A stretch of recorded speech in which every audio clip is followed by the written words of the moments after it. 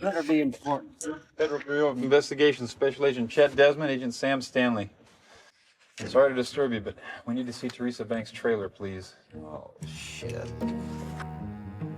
Just means more shit I gotta do now. Damn it.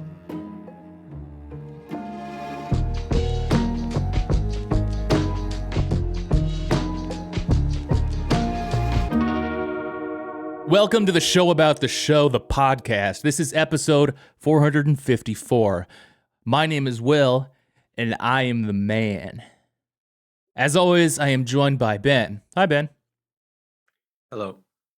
Oh, wait, I just called the front desk, and it turned out he wasn't here. But Atticus is, who is blank as a fart. Hi, Atticus. Hello. This is a show currently about Twin Peaks. Today, we're talking about Fire Walk with Me. We also have a Patreon where we release a bonus hangout show every week. That's over at patreon.com/Dr. Skeleton. And subscribe to us on YouTube if you haven't already. Okay, so we're talking about Fire Walk with Me. This is a movie, a Twin Peaks movie. That's not a TV show. Oh, right. This the show about the movie, the podcast today. Yeah. Oh, it my needs goodness. to be the movie about the movie. Put us in the theater, AMC. My podcast, a movie for real. Okay, so it's a Twin Peaks movie released about a year after the finale of the TV show.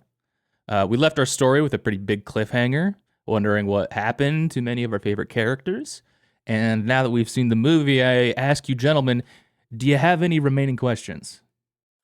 It was really good to just have like movie start to finish, question answer. Yeah. You know, Everything's wrapped up. All the loose ends been addressed. Feeling like we have a good grasp on everything we've seen so far. I assume this was the first time you guys had seen this, right? it would have been wild if it wasn't for me, but yes. Yeah. Yeah. First time for me too. I was doing a little evil chuckle to myself as I was watching it last night, thinking about you guys. Like, these guys thought they were gonna get some answers. Nope. I definitely I wrote down independently from Zoe saying this, but we both had the same thought at slightly different times in this movie. Zoe turns to me and says, Atticus is going to hate this. And I had written down a couple minutes earlier, Atticus is going to hate this. It seems unfair. Can I just complain about our jobs here for a second? It seems unfair that you have to go on and talk about Firewalk with me, you know, or else I guess we don't have to, but we're doing this. What do you say about this movie? It's the movie. It's all in the movie, I guess. That's like kind of what like David Lynch would say. But what are you supposed to say about this movie, guys? What do you think? Looking at the time code remaining, and it's okay. We guess have a lot to say. Movie. Yeah. No, I don't know. Anyway, gut reactions. Last week I was really blown away with the finale. I don't have the same reaction this week. Really? How do you feel? I can't imagine this was like in theaters. Like, Yes. right? Yeah. I imagine there's plenty of people that didn't watch the show that like, oh, it's in theaters, I'll go to and that is a wild thing to I heard think about about this someone Twin Peaks just stuff. Let me I'll check watch out the this movie. and see if I like it, and then I'll watch the show. I don't know. I felt like it was kind of gratuitous, and there's some things that like didn't advance. I don't know, like blurring the line of like straight up doing the thing we're criticizing, I guess. Mm. You know, like this is a high schooler that we're watching being Sure. portrayed like this. Mm-hmm. That like I'm sure I was supposed to feel uncomfortable, and I was, and I wanted it to stop much earlier than it did. Yeah. I think that's a fair reaction to have. Yeah, I think the point is discomfort, and then yeah, I think you're like, I got it, like pretty quick. Oh, another time. Okay. Yeah. Okay. Yep. Ben, how was your fancy Criterion release? Very good. I hadn't seen it. I hadn't seen the 4K one before, but yeah, very good. See, okay, this is opposite of a gut reaction for me. This is thinking about it for quite a while reaction. I watch Fire Walk with Me, I guess not often, but I will watch it uh without watching the show, you know. I really like it. For a long time, it's probably been my favorite David Lynch film, to be honest, too. Yeah, I like it as a I like it as a standalone thing, but I don't know, I like it in the context of the show as well. Um I in some ways I think it I'm sure he would disagree with the characterization of this other film, but in some ways it's one of the easier, it's one of the more approachable ones, I think. I find it easier to approach it. Maybe it's because it comes with the context of the TV show, but there's uh there's a lot to follow, right? I mean, there's a lot to follow in any of his films, but some of them you kind of have to throw your hands up a little bit in the moment and just kind of keep going along with it. Sure. Where I feel like there are hidden pieces to this film that you can kind of think about in the moment, like you're trying to still solve the mystery once again from the first Mm, season. yeah. I share my like major key dumb guy observation about this as it fits in with the rest of David Lynch's work? Sure. Okay. I don't think I quite wrote this down. I didn't quite waste the ink to write this observation down, but Fire Walk with Me is Blue Velvet meets Mulholland Drive. Really Okay. advanced work I've been doing here. And I guess I want to also set up my reaction portion here too, that yeah, my reaction wasn't the same as last week. But I was like I was fully on board last week. Like I had a great time. And this movie, it wasn't the thrill ride that I had last time. There's no Mibbler. There's That's a apparently big miss. Mibbler in the missing pieces, and so we're gonna start the release the Mibbler cut campaign. It's kicking off shortly. Link down below. Let's get Psycho online about the Mibbler cut, and it is released anyway. But you can see Mibbler if you need to. In theaters, please. Put it in theaters. God damn it! Release the Mibbler cut. Where's I going with this? Oh, I just I've been doing a lot of thinking, a lot of reading about it too since I've seen it, and I'm hoping I can bring all of that to the conversation today. Did a little bit of background research too. Like Atticus, you're totally right. Like how would this have been received in its theatrical run? The answer is not very well. It was a flop. It seemed to make back about half of its budget. Wow. It cost $10 million, and it seemed to worldwide gross just over $4 million. It was booed at Cannes. It was widely hated upon its release. Over the years, it gained critical acclaim, and has now kind of been recognized as I mean, some places call it like one of the best films of the '90s. It's like a major entry into the work of David Lynch. So I don't know. Sentiment has changed over time, and maybe this is one of those things that you just have to let grow in you or something. I don't know. I'll talk about some other production stuff here. So it's a prequel movie about Twin Peaks, we don't see all of our Twin Peaks, our favorite Twin Peaks friends. That's kind of like the big thing here. Is like this is not like wrapping up It's not the a story special. or something. Yeah, it's not a television special. I think. Right. Like, I don't know if that's. That's what I was laughing evilly to myself about, wondering if you guys were expecting it to be a sort of a television special, like a double length episode, Right. and we'll get a little bit more story or something. Yeah, that's not what it is. No, definitely not. And it seems to. I mean, it seems to be certainly in conversation with the television show, but kind of in a hostile way. I mean, it literally starts with the like axing of a television, right at the beginning, right after the title sequence. It's released like remarkably close to the series too. Yes, Which like I imagine helped with like the aesthetic still. I mean, it didn't look like the show, but it looked like all the same people from the show. And I don't know how to describe that. Like, I'm sure you two have better language for that, but it felt like the same feel in some ways, which I feel like sometimes you don't see when something switches from TV to movie. That's interesting you say that. I had the opposite reaction. Gotcha. But like in an uncanny way where like, I mean, I guess I agree, but this is all the people who are the same, but I feel like there's an uncanniness about their appearance. I mean, first of all, Cooper's hair is just different. Yeah. Something about it. It's like he got flat hair or something.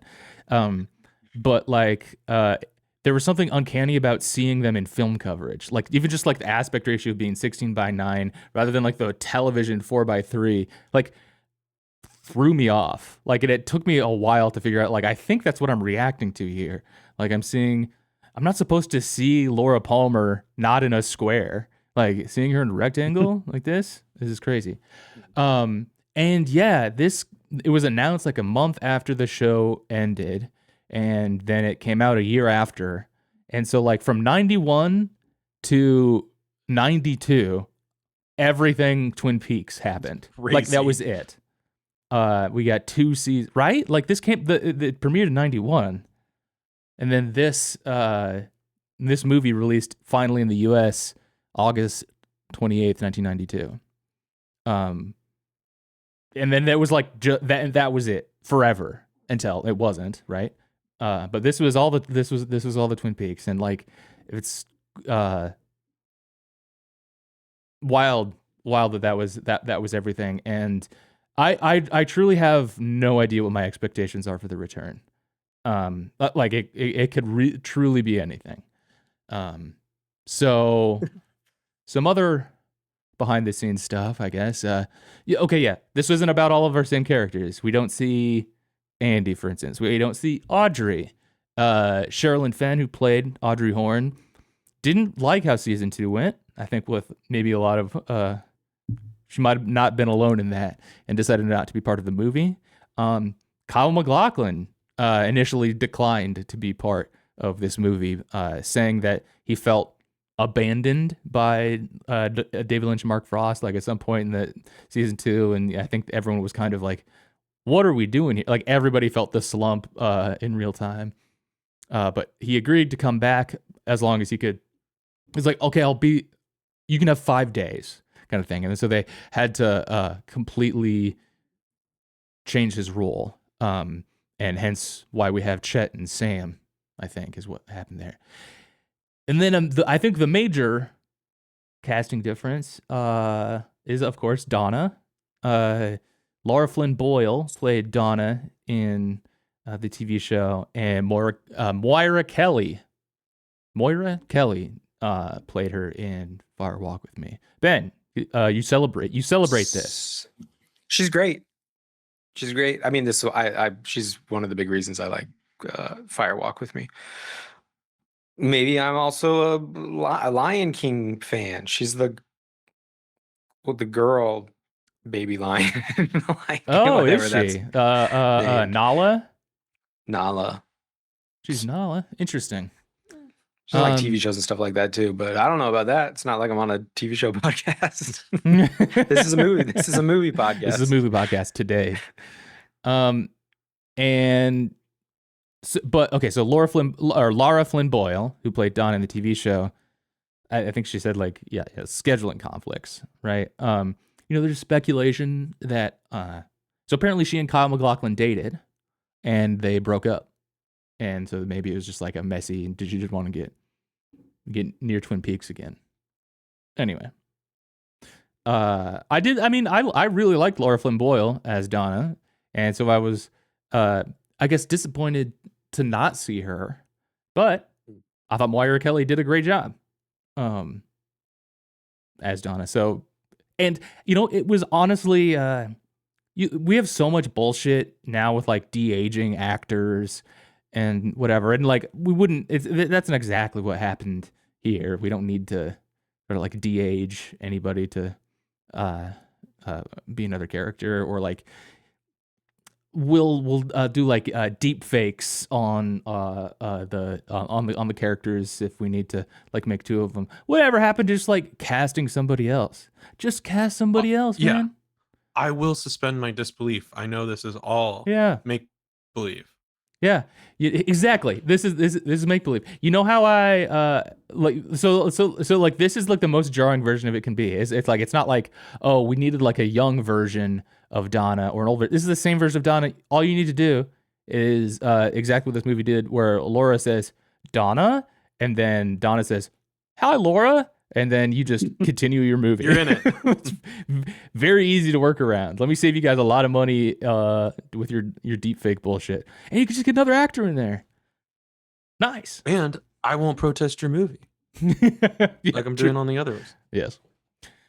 Okay, so this is Fire Walk with Me. It was released August 28th, 1992 in the U.S. It was directed by David Lynch, and it was written by David Lynch and Robert Engels.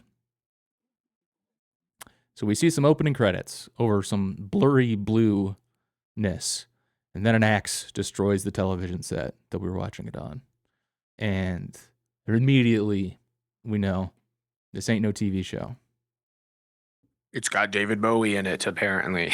Yes, Where's he gonna show up? Yes, I think it is fun to have like this whole cast, because you know what I was doing? I was pumping my fist seeing like certain like it was like Maginomic, awesome, we're gonna get more Shelley. Oh, Dana Ashbrook's back, cool. More and then it it's almost like a parade of your favorites or whatever, and then the movie happens. Kiefer Sutherland. He's like, oh, What's wow, gonna cool. happen there? Yeah. 24. And I guess if I was a rockabilly, I would have been like, Chris Isaac, awesome, I can't wait. But I didn't know who that was. And I should also say, in order for us to have like a reasonably lengthed episode today, like what we're doing, we're probably not going to go as much beat by beat as we usually do, but I think that's more approachable, or more appropriate anyway, for this, because it's not really like about so much what happens here. It's I think we'll be reacting more to like the themes and emotional elements that are present in like the nuts and bolts of the plot. It's a movie podcast, folks. That's why you turn in for a movie podcast, which is what you did today. Yeah. Okay. So I'm gonna read a paragraph, and then we can go through it a bit. Gordon Cole calls Agent Chester Desmond, who is arresting two prostitutes and a school bus driver in Fargo. Cole assigns Chet to the mysterious murder of Teresa Banks in the town of Deer Meadow. Cole introduces Chester to his new partner, Sam Stanley, and they receive clues from Lil the Dancer, who communicates the case to be a Blue Rose case. Okay, so we start with somebody we know. We see Gordon Cole, and he's got an FBI team. But wait, this isn't like Cooper. But he's wearing Cooper's coat. With Cooper, he's wearing a Cooper style coat, and they are like out in the Pacific Northwest. You can tell. Okay, so they start in Fargo, and this summarized this as like, oh yeah, it just says arresting two. This is sex workers and a school bus driver. I've seen this summarized as the sex workers kidnapping the school bus. That's not how I read it though. I think the bus driver brought the sex workers aboard with a bus full of kids. I think that's what was happening. You guys have a take on Maybe the Fargo maybe the bust? kids kidnapped the bus driver and the sex worker. Just spin it all around. Who knows? Could be. That's the fun of it. That's the fun of David Lynch. There was a lot of screaming, wasn't there? Yeah. Were the Yeah. kids like jeering or were they screaming? Like jeering. They're kind of like Okay. pounding on the windows. Yeah. Like Hey. monkeys. Like monkeys. Pretty ugly We scene. see later on. Yeah. Yeah. Great energy. I mean, in a bad way. As a movie watcher, great energy. Shaking my head but nodding while watching so people know I don't approve but really do like what I'm seeing. So Chet Desmond is played by Chris Isaac, who's apparently a famous rockabilly musician.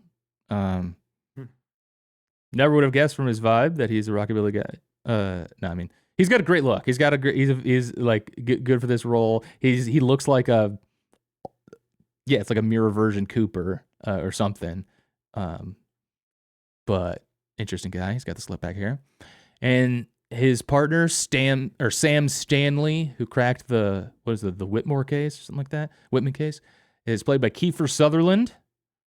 They got some Young young Kiefer, Keith, yeah, based on hair, looking good, big hair. cool looking guys to have as a team, I gotta say. Yep. Okay, they go out to the airport because they're gonna go fly out for one of these Blue Rose cases, and David Lynch as Gordon Cole tells Chet, like, okay, here's your surprise, and then this woman comes out from standing next to the plane, dressed in red. She's got a red wig on, and like does a little, like almost like dance. She like signals to them physically, and then David Lynch does this like, you can't see me kind of thing to Chris Isaac, and I think this is where I wrote down. Atticus is gonna hate this. Be some bullshit. Glazing over a little bit. I always assume I'm the stupid one when stuff like this happens, but but luckily everything was explained in the next scene. They just go through it piece by piece. Chris Isaac breaks down like, okay, the fist in the pocket meant this is going to be drugs, or this is the my mom's sister's girl. No mention of the uncle. That means the sheriff's going to be difficult. And so I assume every subsequent scene that is a little hard to understand, someone will immediately explain to me what's happening right afterwards. did I miss why this couldn't be like communicated in a memo? No, it's not. Explain Okay. why. You didn't miss it. Yeah. Okay, great. But Any other questions? This is how the FBI communicates. well, that's how I think Gordon Cole's team Version. operates.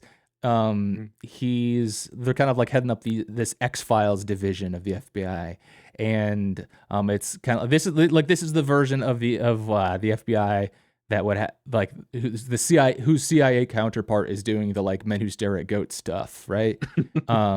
And like they're doing like remote viewing and stuff here to solve cases, and I think that this Lil the Dancer situation is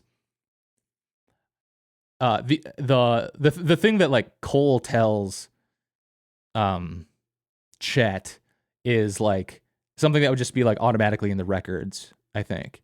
And then everything else that comes from Lil is kind of like interpretive, that would be like not, you would like, unless you had somebody there like already to like feel out the crowd, like you wouldn't know what the vibes of the local sheriff's department are. And so my kind of take is that like Lil is sort of like channeling the force to like Okay.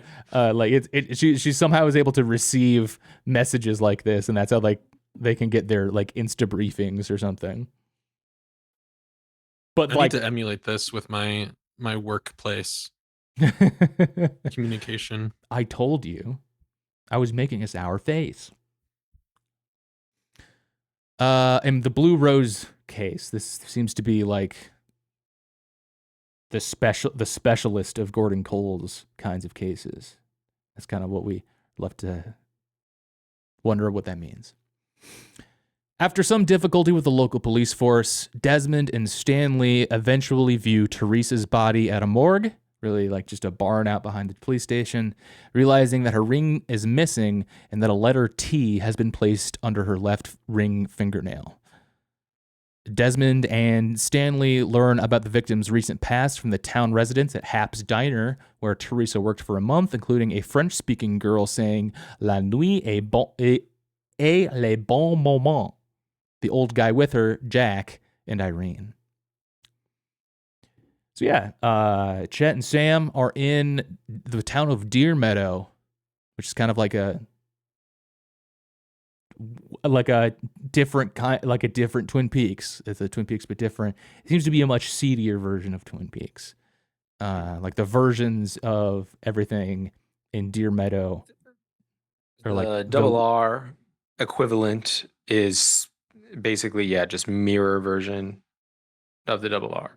The sheriffs aren't bumbling; they're like mean. Yeah. Yep. And like the We Have the Great Northern at home is a trailer park, and we kind of get like some versions of all of the stuff that's happening in Twin Peaks. Chet is forceful with a hostile local police force, like not Coop-like really at all here. And Kiefer Sutherland just kind of Mr. Poindexter in the corner. I think this whole station cost $20,000 or $27,000, including the furniture. Nerd ass. I need to go to bed. I'm sleepy. No. Guess what? You're staying up. The like the morgue scene is tough. Like all the sound design, especially when they're moving her body, was whoa. That's quite a visceral touch there. Anything we want to say about the town of Deer Meadow, or like the police there? I was glad to not see them very much. I thought that I was settling in with them. It was good Gotcha. to be rid of them. Yeah. Someone I was happy to see is who we're going to meet in this next paragraph. They investigate Fat Trout Trailer Park owned by Carl Rod, where Teresa lived, citing a curious woman. Stanley leaves Deer Meadow after he finishes part of his investigation, while Desmond remains behind for the Blue Rose. Desmond finds Teresa's ring on a dirt pile under a trailer, never to be seen again. So yeah, again, any questions? Atticus, do you want to just tell us what happened here? So yeah, we meet Carl Rod, played by Harry Dean Stanton. He's probably my favorite new character. Hard not to be. A voice of the skeptical viewer. I don't know. I can't remember if it happens exactly here, but about the only person in the entire series who ever just kind of says what's on your mind, which is like, damn, everybody's so damn confusing. Yeah, he's like, damn, you people are confusing. He also is like they like knock on his door or whatever. Like, can you tell he gets to do something? And he's just like, this is more shit I have to do now. Definitely feel that, man. Yeah, okay. Harry Dean Stanton, or Carl, points out this spot where 2 generations of the Chalfonts lived. Wait, no, he does that when Cooper comes there. Never mind. But yeah, okay. Desmond goes and finds that ring, and then like he disappears, I think, basically, or we just stop the movie there. Like that's just that last we see of him. It feels like something happens. Yes. Yeah. Meanwhile, on February 6th, at the same moment at the FBI headquarters in Philadelphia, long-lost Agent Philip Jeffries reappears after a nearly 2-year-long disappearance. He tells Gordon of the events he has seen, adding that Judy is not to be talked about. He recalls the reunion in the room above the convenience store of a little man, Bob, Mrs. Chalfont, her grandson, the jumping man, 2 woodsmen, and the electrician. Jeffries disappears into thin air. Coop dicking around with the CCTV cameras. It's a lot of fun. It's a good time. There's a Great scene. there's a cut scene I read where he speaks at length into like a box fan to make his voice sound funny. Like, I mean, not really. Is but this from that's is this from the missing pieces? Is there like a missing pieces the thing missing about that? pieces? Oh, I see. Okay. Okay, just Interesting. what I made up in my head.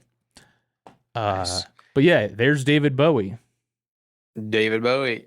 I mean, he's great in this, I think. I mean, I know we've both complained in the past about not being big fans of David Bowie acting, but every time I see him in something, this is a good use of him. I think. guess he's barely FBI in guy this. returning. I mean, he's I barely was in gonna say, it, but gets in, gets out. That's all you Yeah, want it's a from him. real cameo. but I think it helps to have it be such a notable cameo, though. If it was just Right. if it was just Chris Isaac or whatever, then okay, whatever. Oh, was that David Bowie? Yeah. It gives like I kind of like my theory last week about like Major Briggs being like the protagonist of the story. It's almost like with such a major casting decision, like putting David Bowie as this guy and then like just kind of beaming in for a brief second. I kind of feel like David Bowie is probably like the protagonist and hero of like the larger like fight against the Black Lodge or something, right? And he just kind of pops in for a quick sec to tell them stuff.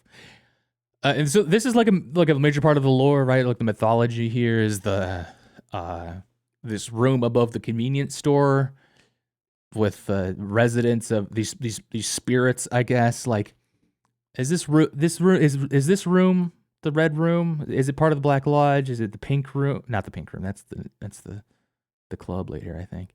But it seems to be in the spiritual realm because all of these spirits are there, and we see apparently, Atticus, let me know if you got this from this movie. Is that we're supposed to watch this movie and kind of understand that the residents of the Black Lodge travel around through power lines. That something, yeah, that was clear to you. I feel like that's kind of a surface level reading of it. So I'd be excited to get into maybe what it's all about after we've put that aside.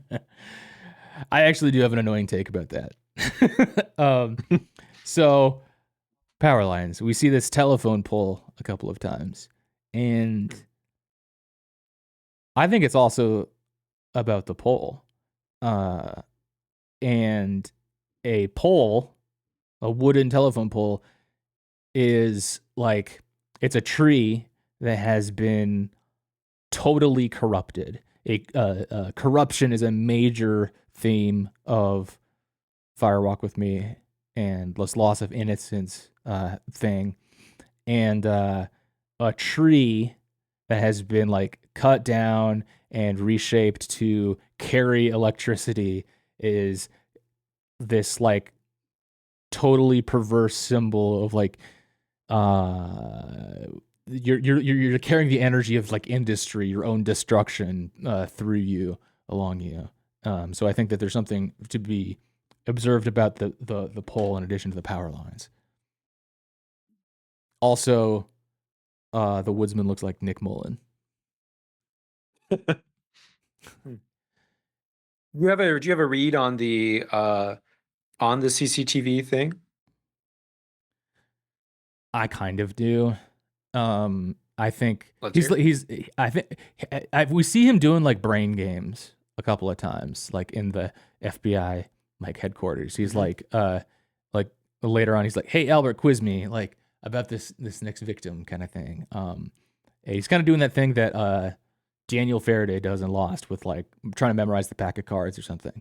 And I think he is trying to like project himself I think that's what he's doing here. He's doing like some like weird FBI like mind magic that they're something to do to project yourself into electricity to communicate or something like that.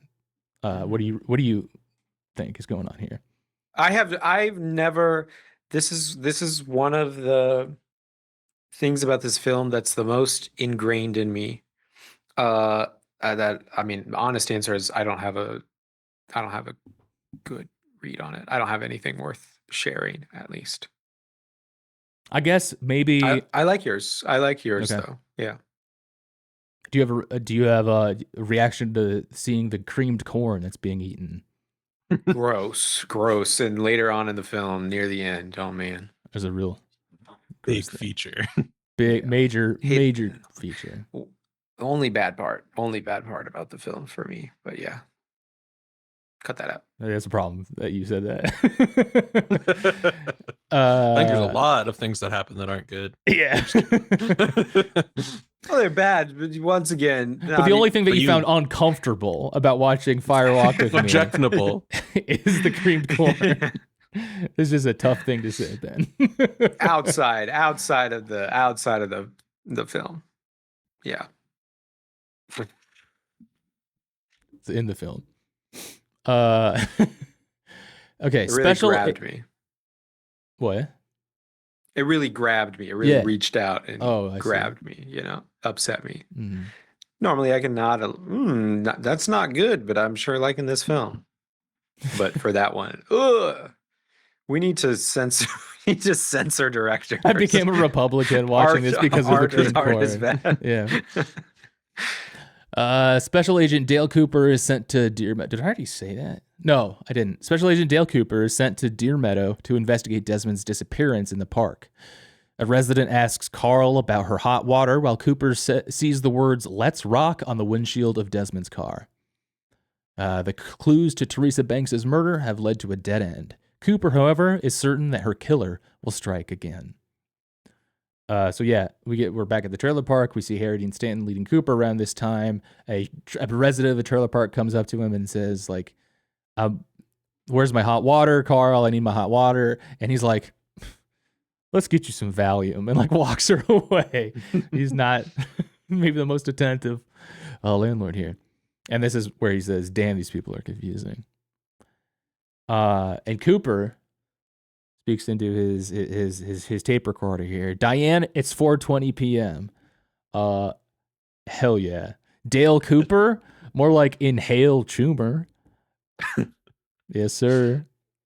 I see what He's you're got doing. a hot box his ride. Let's rock. Let's rock, dude. Anything in this when we're leaving Deer Valley now? Anyone have anything left to say about Deer Valley or the trailer park or like the clues to Teresa Banks in general, I guess? She's somebody we learned about in like the pilot and never really got anything more from. It was a Whoa, cool shot that through was the weird. windshield. Mm-hmm. When it said "Let's rock." Nice. Well, that was weird. As we move along from Deer Meadow. Wow, that was weird. Let's get on with the rest of this Yeah. movie. I bet none of that mattered at all. 1 year later, we get like a needle drop, and it's the Twin Peaks theme, and like a title card drop, and it's the Exactly. Yeah. it's the That full was width pretty great. version now. Though we don't just get the sides cut off. It's the full width version of the Twin Peaks road. 1 year later in Twin Peaks, 7 days before her murder, Laura Palmer goes to school with Donna Hayward. There, Laura takes cocaine and makes out with James Hurley. After school, Laura talks with Donna about the difference between Hurley and Laura's actual boyfriend, Bobby Briggs. Laura realizes there are some pages missing from her secret diary and goes to tell her friend Harold Smith about the pages, saying that Bob did it and getting mad at Harold for not believing in Bob. Laura gives Harold her diary. I feel like that's 40 minutes of movie Yes. just covered, but I could be wrong. Yeah. We're breezing through it pretty quick. 7 Or days they before took their Lord time with that. Can you guys speak? What are your reactions to seeing Laura doing shit in the film? Because you don't see her really. I mean, obviously you see her and you see Maddie, but you don't really see Laura alive Yeah. doing Laura's stuff throughout Twin Peaks. She's the center of it all, sometimes forgotten at the center of it, but Fire Walk with Me is her, and it's led by her, and it's, I think, a great performance Oh God, from Cheryl Lee. Cheryl Lee's Cheryl Lee. performance here. This really actually, I say the phrase blows me away too much, but this was incredible what she did with this movie. So much of what happens, like textually, happens through her performance. Like it's stuff that you can't write out. It's like the only way you can communicate it is like with her expression and stuff. And that I think is like truly remarkable filmmaking and storytelling from like that's what everything has to be firing right for that to be successful. And that was very affecting. Yeah. I don't, this happens a lot of times in the film, which actually makes it so much better than if it was just like a single really well acted scene or something like that. But so I'm just going to call them out now. Like every time she is sitting, like people say XYZ person is visibly shaking. Cheryl Lee is visibly shaking so much more than anybody ever has visibly shaken in a film before. I think like every time she's doing that, awesome, great acting, great, two thumbs up. Like bug-eyed in anger / intense fear or whatever a bunch of times too. Awesome, great too. You know, Yeah. amazing performance. Every time I mean, we've heard her scream a lot in the past, and she brings out the screams, but there are so many more than in the television series as well. Yeah. And I think that like there isn't a mic built that could capture that dynamic range. Like I think that she blew it out a couple times. But yeah, I think that the main difference between the movie and the TV show is that Laura Palmer goes from object in the TV show to subject in the movie. And yeah, we actually get to see her alive, and is not this sort of like memory, or this remembered ideal of who what she was. She actually is a person in this, albeit a very a person dealing with a lot. It's like yeah, we see her like going about her life, but it's like it's a life that has been that is like really acted upon negatively. What am I trying to say? We're still not seeing like what the real Laura could be like, or like what her true potential, whatever. She's not truly at free and at peace. Yeah. I don't quite know how to put this, but that like I think Fire Walk with Me is really because she's the subject here. It feels like we're seeing the true Laura finally, rather than like the obituary plus rumors version of her that you see in the series, where it's like, okay, she starts out as like she's the prom queen, and then throughout the series people are talking about her as like, oh, she had some dark stuff going on, you know, maybe she was doing some drugs, she was involved with some bad people, but it's just sort of like she's gone, she's dead and gone at that point. So it doesn't quite, even though you know, like even though these rumors are eventually shown to be true, it doesn't quite uh it doesn't quite change how you see her, you know, as like literally still just like a photo of her at prom or whatever. It's like she's still kind of uh, this is not exactly the best word for it, but like she's still like this innocent, happy-go-lucky person that everybody wanted to, like everybody in the series wanted to believe that she was, versus in Fire Walk with Me, she actually gets to, you get to see her life for what it Yeah. really is and all of the Mhm. terror that went along with that. Mm-hmm. I guess just speaking of the prom queen and the photo that we have seen so much of her, that's up in the school where the one and only Bobby Briggs wanders in, and like it's like a bird flying into a window. He like sees like the photo of his girlfriend and just like kisses the glass in front of it. It's so funny. It's already super weird. There's a photo up though. She's the prom queen. Oh, sorry. But there's a prom queen every year, right? Why would you be in the trophy booth for that? Yeah. And isn't a prom like at the end of the school year? And like I guess maybe it's like there's like a junior prom, and then you can still be at And school like the next year. a trophy's like for defeating other schools. She defeated all of the other Proms. proms. Oops. Royalty. Maybe there should be like all the prom queens are compared to be the prom. I don't know, not compared, but compete. Yes. We need a national prom competition. So Definitely, every year we definitely every move in this ranking of the direction. rank every high schooler. Yeah, could we not maybe on the Firewalk episode not have an extended riff on ranking high school girls? Whoops. Okay, I'm gonna talk about Bobby again too, because I think I forgot to mention this earlier. But like when Laura and Donna walked to school that first day, they walked by Bobby and Mike hanging out on the car, and that's where they're screaming, "Mike is the man! Mike is the man!" That was just fun. Oh, and also about Bobby, like Laura and Donna are hanging out after school. I really like seeing more of Laura and Donna's friendship. Like that actually was like probably the best, like one of the best like fan surfacey type things that could have happened is this deepening relationship between Laura and Donna here.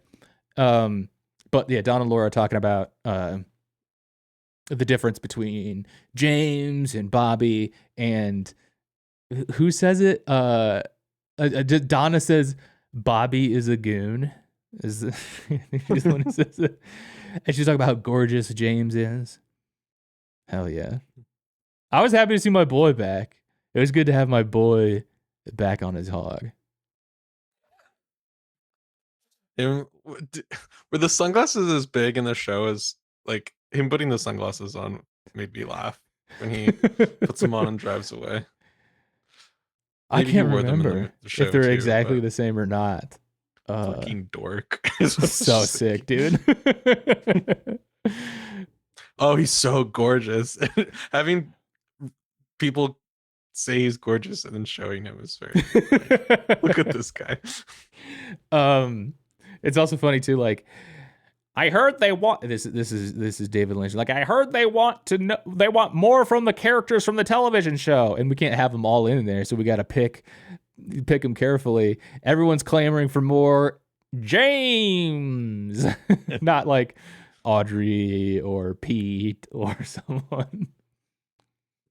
They just want to see him proclaim love for someone over and over again. Oh yeah. That's James right there. Okay, we also throughout this somewhere we have to unfortunately say goodbye to one of our favorite theories that emerged over the last few episodes about Wyndham Earl's like white face and black mouth thing. I think our theory ended up being that like, hey, why did Wyndham Earl look like that? Was an off-screen. He's up to some of his bullshit, and this is just sort of be like him coming back with some makeup that we're not going to fully explain. But unfortunately, it looks like both Leland and Laura get Wyndham mouth at some points during this movie. So it's something else. It's like them. What do you think it is? What is that? What does that mean? You've been black lodged. Lodged. You know, you they give you some lipstick when you go. Don't know. Yeah, I can't quite make heads or tails of it because it seems to happen to Wyndham before he gets to the Black Lodge ever. But like he when he starts to know about it or something. Yeah, I don't know. Would you have liked to see some Wyndham Earl in here? I was wondering Better if costume. there's going to How about be a chess match? Practicing chess. Meanwhile, Agent Cooper tells fellow FBI agent Albert Rosenfield that he believes the killer will strike again and describes the appearance of who he believes the victim will be. This is kind of his like mind game thing that I was talking about earlier. It's like practice flexing the mind. It was good to see Albert again. That was fun. He's got some strange statistics that he can refer to off the top of his head. Yeah, wait, what does he say? Like Cooper's like that she's like a high schooler that's sexually active and like frustrated or something. And Albert's like, that's half of high schoolers. It's like, oh, don't know that. Yeah. By the way, here's I can from memory disturbingly recall the age of consent laws in every state. While preparing for her Meals on Wheels route, Laura sees Mrs. Chalfont and her grandson. Mrs. Chalfont gives Laura a painting, and her grandson informs Laura that the man behind the mask is in Laura's room. Laura lets Shelley Johnson deliver the remaining Meals on Wheels and returns home, where she sees Bob. As Laura rushes outside in terror, she sees her father, Leland, emerge from the house. Laura then realizes her father could be Bob. Okay, let's back up to Chalfonts. The Chalfonts. We've seen these guys before, but they weren't called Chalfont before. They were the Tremens. Interesting. I've never caught that before. Interesting. Yeah. Oh, really? Yeah. Yeah. And then did we track down that that's actually a relative of David Lynch? Yes, or it is his son. Yeah. his son. Okay. Dressed up as David Lynch for Halloween. Yeah, pretty much. Yeah. As Laura rushes outside in terror, she sees her father Leland emerge from the house. Laura then realizes her father could be Bob. Okay. I don't know if this is supported by the text as much because I haven't seen. I feel like people refer to this moment as a moment of realization for Laura that, like, you know, she says, okay, the man in the mask behind the mask is in Laura's room, so she's gonna go like she goes and sees that and waits to see who Bob turns out to be. I think she already knew, kind of like how Donna already knew her dad was Ben, and she just needed to have this extra confirmation of something. I think Laura knew that Leland was Bob and Bob was Leland, and I kind of want to get into Bob and Leland here. I think because this is where where it's in the movie the most like putting at the forefront the issue of like where does Leland end and Bob begin, the issue of like the strict identity here. How are you thinking about it, Ben? Well, okay, actually, can I address the moment of realization thing? I feel like we're all sort of saying the same thing and maybe just disagreeing over the knowing part. I do agree with you though that she probably subconsciously knew that it was her dad, but I think that is the moment when she has to reckon with it on a more conscious level, you know? And that's what I would call knowing. Okay. Yeah, I don't disagree with that. It's there's a lot of psychology. I would almost call this movie a psychological horror. But A the pioneering genre. there is a lot of psychology in this movie, and the psychology of what someone like what Laura is going through would have, and there's your brain, when you don't want to believe something, your brain can come up with incredible things to stop you from fully reckoning with it, kind of like what you said, Ben.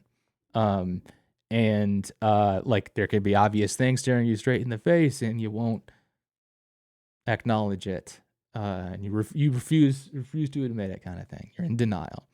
And I think both Laura and Leland are having versions of that, obviously in different directions. And I don't. I think that, like, I don't know if David Lynch would call his work magical realist, but it's kind of in that tradition, I would say. And when you're working and the reason I'm making that connection, like, things that are happening are metaphorical, but they're literal. In this, so like, Bob does possess Leland. Like, Bob is a spirit, a third party who inhabits Leland and makes him do terrible, evil things. Like, he's like piloting his body like a mech suit or something. That's like literally what's happening. But also, like, metaphorically, what is also true is, like, Leland is raping his daughter. And like, Yes. there's a both that's happening. Yeah, I 100% agree with that. That it's both. Bob is both a real, tangible guy, but also it's Leland at the same time too. Mhm. Like, it's a separate and a joined thing. The only thing, maybe this is also your sort of your. I think this is part of your point as well, that it's like, I've never really read it as like, oh, but, Leland is just Leland is possessed and Bob is doing all of this stuff. I think, to me, it's what makes the much more evil thing is that no, Leland is doing this as well. Yep. Or he is doing it. Point. Period. Yep.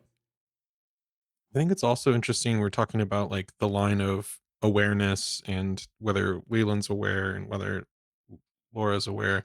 I think Sarah is also an interesting face to watch through all of this, that it seems like she's also half in, half out, awareness wise, about, like, what she's choosing to not look at Yeah. and not and she's obviously, I mean, we haven't quite talked about it, but the scene, like the dining room scene, like, she's like trying to redirect this from being what Yeah. the situation for what it is. Mm-hmm. Yeah. And she's not even really, I mean, with some, I think, kind of minor exceptions, she's not even dealing with the complexity of Bob or the metaphorical things or the Yeah. mystical things, whatever you want to talk about. She's Except the horse. She's I dealing don't with know the how to fucking put it. horse. She's doing, no, that's what, well, the horse, yeah, which I'm calling somewhat of a minor exception. Like, yeah, she's just seeing the things happen. Yeah. You know. Which probably, Yeah. like, in some ways feels like that's not my husband, that's a possessed person, but in some Yeah. ways, like, Yeah. that's not who I married. That's a Sure. crazy, beyond humanity thing to do. Absolutely. And yet, yeah, add her to the list of the people who are in perhaps denial and in coming up with reasons to explain this. And it was at some point in the television show that I think it's just like the whole, like, thesis of it all, maybe, or a thesis, is the Is it easier to believe that a father would do this to his daughter? And like that's the hard part. Or like this is almost like I think this is a lot of David Lynch's work is trying to answer the question like, where does evil come from? Right? This is Fire Walk with Me meets Blue Velvet and Mulholland Drive Part 2. But this is almost like as like maybe like horrible as the stuff that happens on screen. It's almost like a kinder and more optimistic like view of the world, view of something, because it's like a possible explanation for like where evil comes from is like, what about some fucking weirdos who want creamed corn and it's like their food for some reason is pain and sorrow, and so that's what's causing it, rather than like it's the evil that men do. Like it's the scary thing is that the devil isn't real, kind of thing.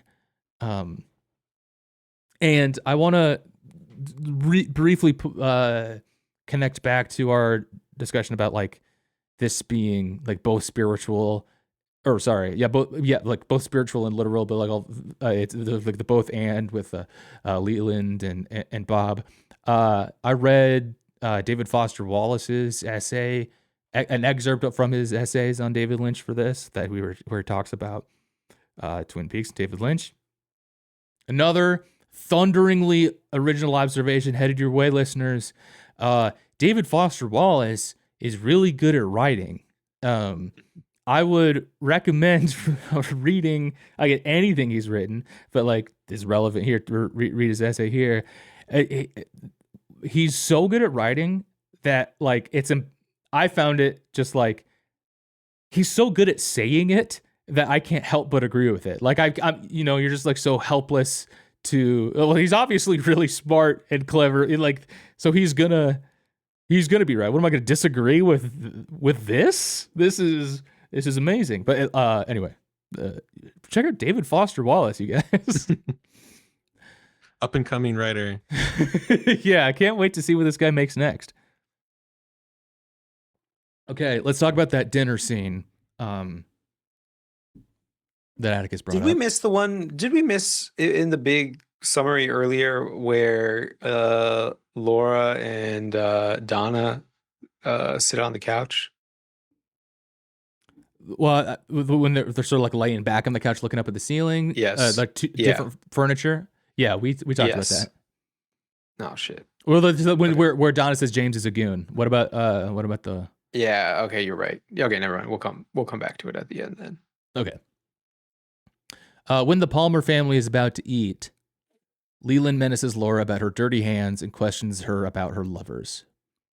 I guess I don't know. I'm doing the thing where whatever. I'm controlling the show this week. Whatever. I can stop where I want. This is a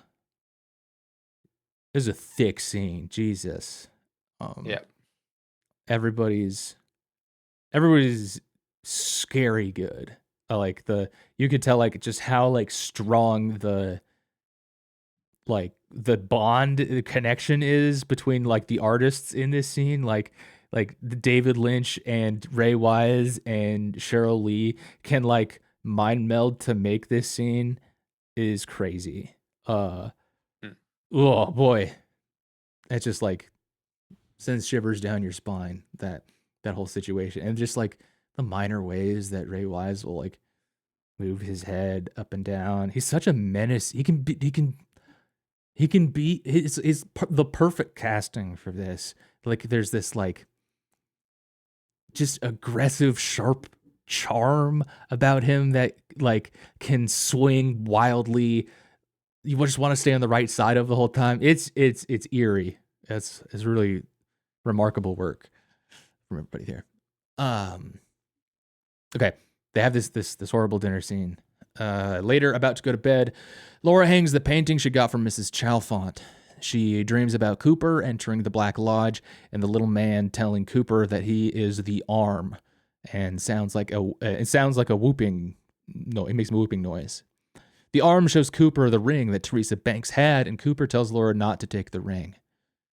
Laura wakes up to find Annie Blackburn in the bed next to her, covered in blood, and Annie tells Laura that the good Dale is trapped in the Black Lodge, that he can't leave, and that she should write it in her diary. Laura sees the ring in her hand. Laura awakens in the morning, and the ring is gone from her hand.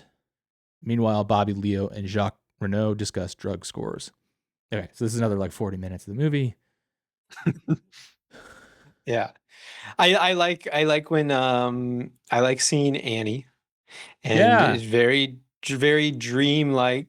I like Laura looking over at bloodied, undead Annie.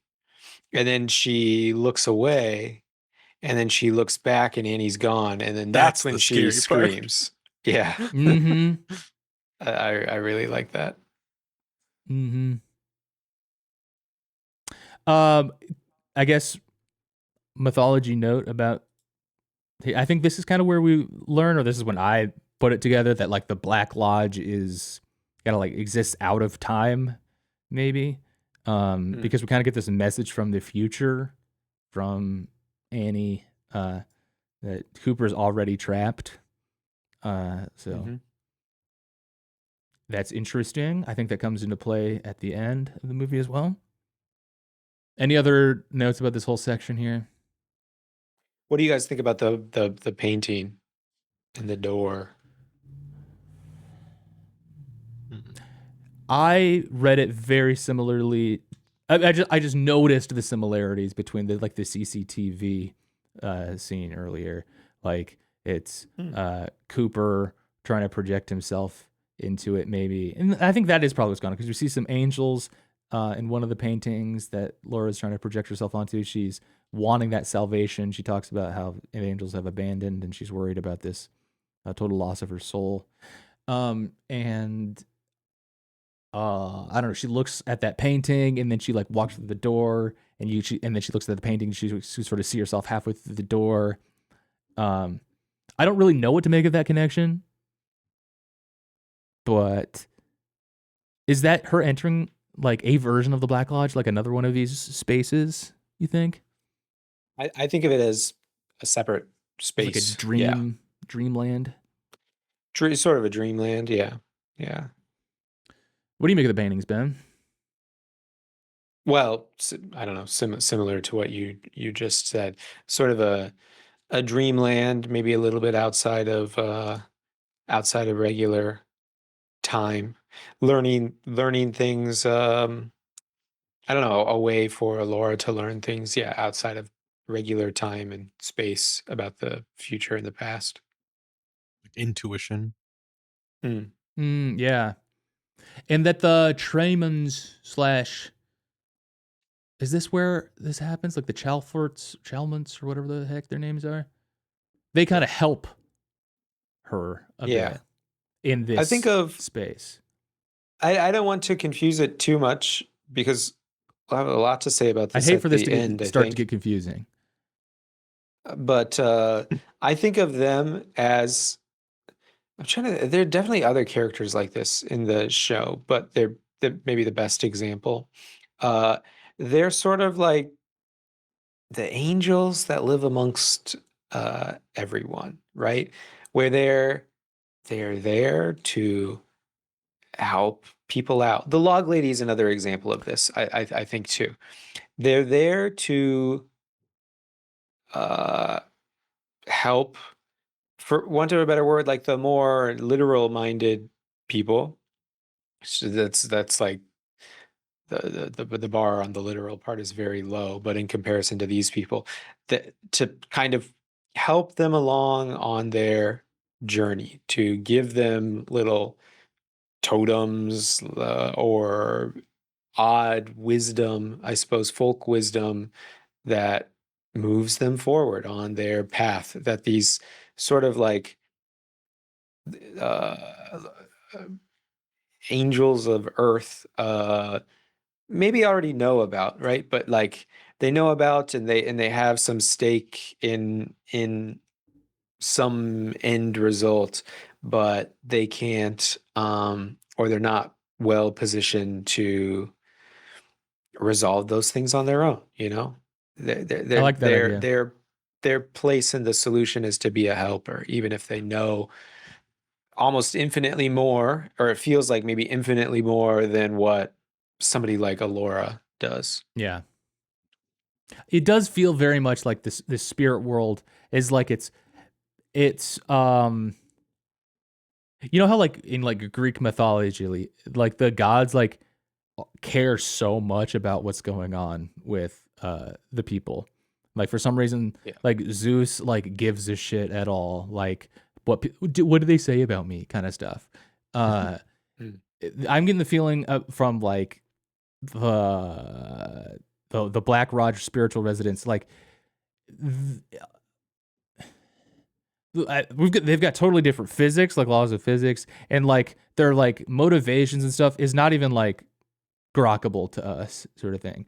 Like some people can like sometimes be helpful, sometimes not helpful. Like it's not about our plane of existence. Like it's part of some like weird other thing that they've got going. That like it's not grounded in what we know about, so it doesn't make any sense to us. Like, is Mike good or bad? Right? I don't know. Maybe that's an obvious one. Yeah. But Yeah. So Yeah, the yeah, boob is red? he's a great example of it too. I like your Greek god pull, because I think that's kind of similar, where it's like you're, for some reason they're invested in this, but also they're not invested in the way that like a human would be, where Yeah. like if you were a human and you were trying to intervene, maybe, I don't know, like intervene something. and stop the rape and child abuse and things like stop the very, to a human, obvious stuff. But these other folks, right or wrong, seem to be operating on some different plane of reality.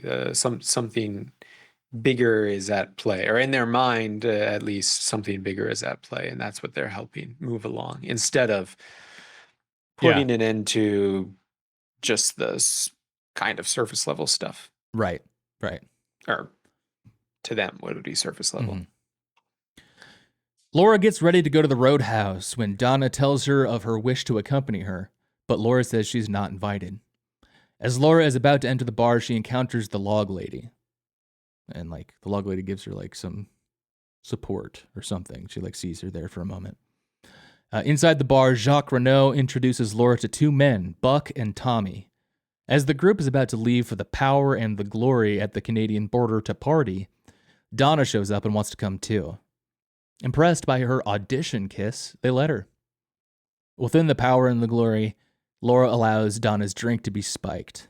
Laura discusses Teresa Banks' murder with Ronette Pulaski, then receives oral sex with Buck. Laura sees Donna barely conscious and topless, making out with one of the men, and in a moment of lucid rage, takes her home. And this is like some underworld shit here, if we're going to continue the Greek myth stuff here. But this is very, we're some Hades. We're in Hades town now, baby. And by Hades, or the underworld specifically, we mean Canada. Yes. As it tells you at the beginning with a little subtitle, "Welcome to Canada," with a long This is ellipse. what it's like. Yeah. One pro, Angelo Badalamenti, great track with the pink room. Pink room. Yes. Amazing. One of the most memorable from me. I guess I showed you guys a while ago. I got the Twin Peaks soundtrack, and that's usually one that I want to skip forward to on the LP. It's a great track. Great track. And the sound editing in this scene is remarkable as well. Like they made the choice to expressionistically give you the feeling of being at the club, like by just burying the dialogue, and everyone speaking in subtitles and like screaming it at each other, and we're just seeing it with the subtitles. And it's just this haunting track that it's like the same 2-bar phrase just like repeated over on the double bass, It's drone. It's definitely like drone. It's like listening to Mhm. swans or something like that. It's It's incredible. It's so good. This place, this I guess the power and the glory, uh, it's like hazy and evil and gross. pink, It's pink. The red. friendship between Laura and Donna is very interesting. Um, Mhm. what do we make of them? What do we make of this this dynamic between Laura and Donna, where Donna like wants to come along and Laura seems to not want her to be there and is like mad at her for wearing her coat? Maybe. I mean, this is another thing that I love. I don't know. I'm just gonna end up saying some of the stuff that happens, or saying like the surface level stuff. But I don't know. See if I can make it more than that. But like, it feels very real to me. That's like that's a emotion and a state of mind that people get into sometimes, where you're you both I guess it kind of gives it away if you flash forward to the end of this scene, but like, you both can be extremely upset and we're really trying to separate yourself from the world, one, which is I think what's happening with Laura, and separating yourself from the world. One of the most extreme things you maybe think you can do is to separate yourself from your closest friend, or the person who you should be able to take the most comfort in. And so she's kind of this is a terrible word for it, but she's sort of throwing that tantrum in a way by pushing Donna further and further away, and she's really angrily challenging herself, putting that frustration to the test in this moment of like, am I actually going to let my friend am I going to put my own friend in danger? And you can kind of see the hesitation, but she's really mad. She's so sick of the world around her. And so she does kind of throw Donna into it. And challenges her to keep up, basically, to put her Mhm. money where her mouth is on trying to support Laura. But then, yeah, by the end of this scene, you see it's not that Laura is not the Black Lodge version of Laura yet, or anything like that. She does have a line. She still does have those emotions. She's a teenager who's fed up with the world, and she's really pushing things. She has pushed things very, very far, but eventually a line does get crossed with her friend, and she kind of snaps out of it, I suppose. That's a very, I don't know, relatable uh, feeling to me, I suppose. Yeah. Uh, I really like the point you make about Laura like pushing Donna away is another sort of form of her self-annihilation that she's kind of going through. Yeah, her separating herself from Donna, and uh, it did feel very real and human. Their friendship here, where like, yeah, Donna cares about Laura, she loves Laura, and she does this like very heroic act to like stay with her through this, and Laura is she's under insane amounts of pressure, just going through such weird stuff that she's being pulled apart at every moment. And yeah, she's still just a teenager, uh, having to deal with this.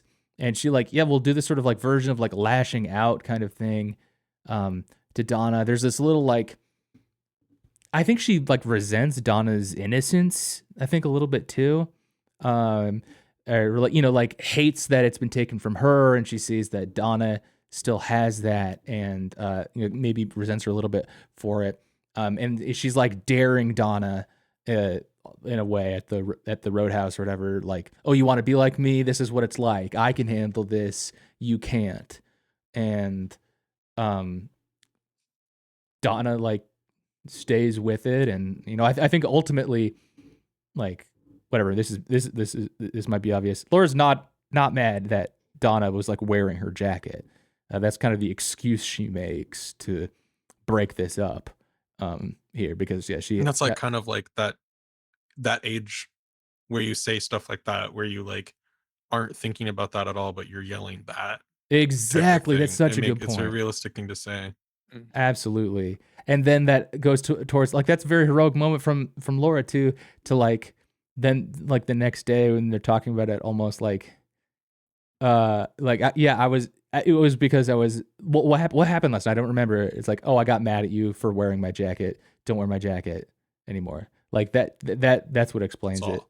Yeah, that's all that happened. Don't worry. So I also want to take another pass at this, like, Laura's self-annihilation situation. Yeah, she's dealing with some nuclear trauma, and I think a part of her wants to destroy any remaining like innocence or purity that she might have, because she realizes that's what is prized by her tormentors. I think a little bit. So really to like, or like, and she probably feels a lot of shame too, in the way that a victim can, and just like, then fuck it, whatever. But I do think there is a little bit like her ultimate move in her final moments is to sacrifice herself instead of allow Bob to possess her. What do you think of Sarah and cigarettes? I feel like she's smoking so much. And they call it out like when Donna comes over and she says she had a good line like, if I had a nickel for every cigarette your mom smoked, I'd be dead. Yeah. Like my first thought is like that it's about like, I'm just imagining her what it's like to live in that house, and that she's just like chain smoking cigarettes for the stress. But that it was so pointed, it made me wonder if there's anything, if you have a milk cigarette theory Oh for me. man, I think I'm putting this together. Thank you for okay. I think that this movie and the Twin Peaks project more broadly has like stuff to say about drugs. And we get a lot of cocaine in this movie and like what it does to you or whatever. And we learn that, coffee and cigarettes are drugs too. From early on in the diner. And I think that, yeah, we see Sarah turning to substance abuse perhaps to try to manage the insane shit that's happening in her life here. Also, thank you for pointing this out, Atticus. I didn't quite clock until now. Like, it is, it really does take a remarkable amount of smoking for David Lynch to point out you're smoking too much or more than normal. Like, Yeah. he's kind of the Sig King. I think he's has many quotes about like, yeah, I just love cigarettes, dude. Like, I love smoking. It rocks, dude. And so yeah, Sarah must I'm really the super be... zen guy that just like also loves cigarettes. So yeah, this is kind of the sequence here. Okay, just I want to drive home. This is probably the most like mesmerizing, like transcendent sequences in the movie. To me, is the stuff that's happening in the pink room here, like with this music and the mix, as crazy as it was. And if like my reaction to last week's episode was, oh wow, everything that it's like I have that same reaction here, except it's, geez, man. But Did we like, this is such a dumb guy question, but like, did we need it? Like, was there some way to like do this a little differently that felt a little less skeezy? I don't know. I mean, we get into the depiction endorsement situation. We get into there's a reputation of this movie amongst the survivors of abuse that like really connect strongly with it. Obviously, that's not a universal thing. People are probably also like super triggered by it too. And it's like an interesting like the place in art of all of this. We do know Lynch had a reputation for being like extremely protective and like really good relationships, like wholesome good relationships with all of his like female stars.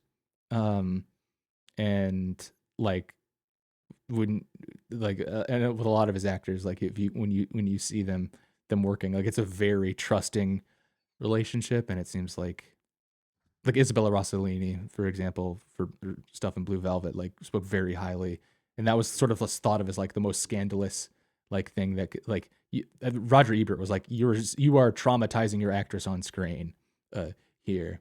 And you know, she would talk about how liberating and like safe it was with David Lynch too. And so like it's not my place. I'm definitely not getting in there to say exactly how this goes. I'm like, I lean on the side of like art should be a safe space for this kind of thing. Like if you can do this kind of thing right, and it's by treating the people involved right. And people are also allowed to have the reactions to it and not want to watch it and experience it. I don't know. All right. The next morning, Laura tells Donna that she doesn't want Donna to become like her. Leland arrives and takes Laura home. On the way, Mike drives up next to them and shouts madly at Leland and Laura, shouting at Leland that the thread will be torn, and showing Laura Teresa's ring. This is how Ben drives. Awesome scene. Yeah, this is how I learned to drive. I do like the part where he pulls out onto the shoulder so that he can do a U-turn in front of everybody in the intersection. That's a really cool move. Mm-hmm. I mean, this is awesome scene. All the shaking stuff that I mentioned earlier, that comes out best here. And okay, I know I don't have to be negative to make the point, but I'm still going to say it this way. This is the only, we've said a lot of good things about Ray Wise in the past. This is like one of the first Ray Wise scenes where I was thinking to myself, like, he's being outdone by Cheryl Lee on this. I don't mean that in a bad, that's not to say that he does a bad job, or more like Ray Foolish.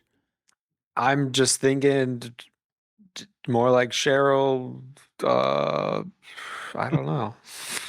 Really good at acting. More like Cheryl Elite. I mean, they're both, there you go. Yeah. I mean, they're both really good, but she's so good in this one. You know, they pull into the like gas station thing or whatever, and Ray Wise is yelling at the guys, and then there are a series of now I'm trying to think what they flash to. Is it flash forward? Is it just into? Oh no, it's into the past, right? Ray Wise remembering some things from the past. Yeah, Laura remembering some things from the that's past. where he remembers killing Teresa. Yes. And he'll snap out and just be going,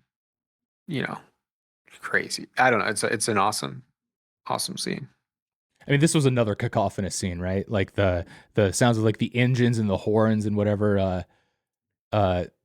Ray Wise definitely keeping his cool in traffic and just like flooring it with the breakdown, just fucking your engine up. Okay.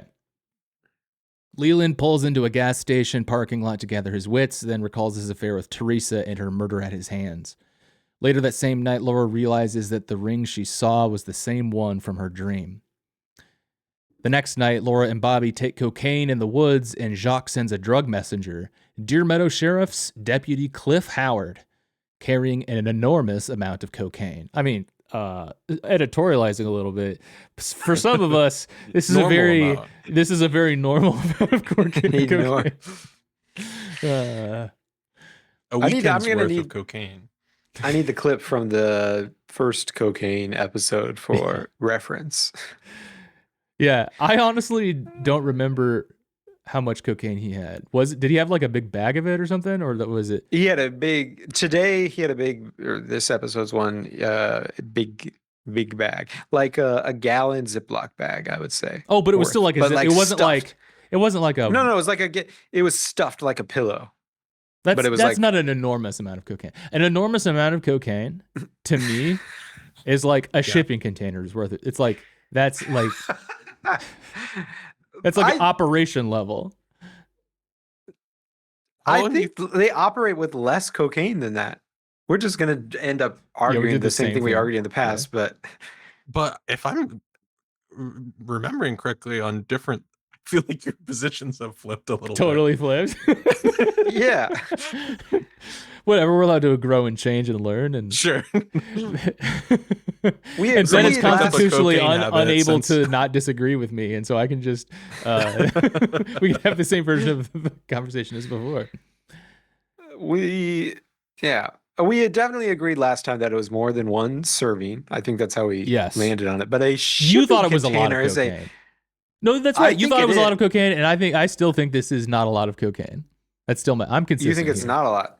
A shipping container is a crazy amount. Yeah, that's an enormous amount of cocaine. I don't you're think they getting any have calories from cocaine when you snort it. Like even just like a small amount of calories. It seems like something that like would have a lot of energy. Isn't that what calorie is supposed to represent? Well, don't they cut it with like flour or sugar sometimes? That'd be up in the calories for sure. Testing There's my like Coke brands that are like because I'm gluten zero intolerant, calorie. not because I don't want to get killed by Fent.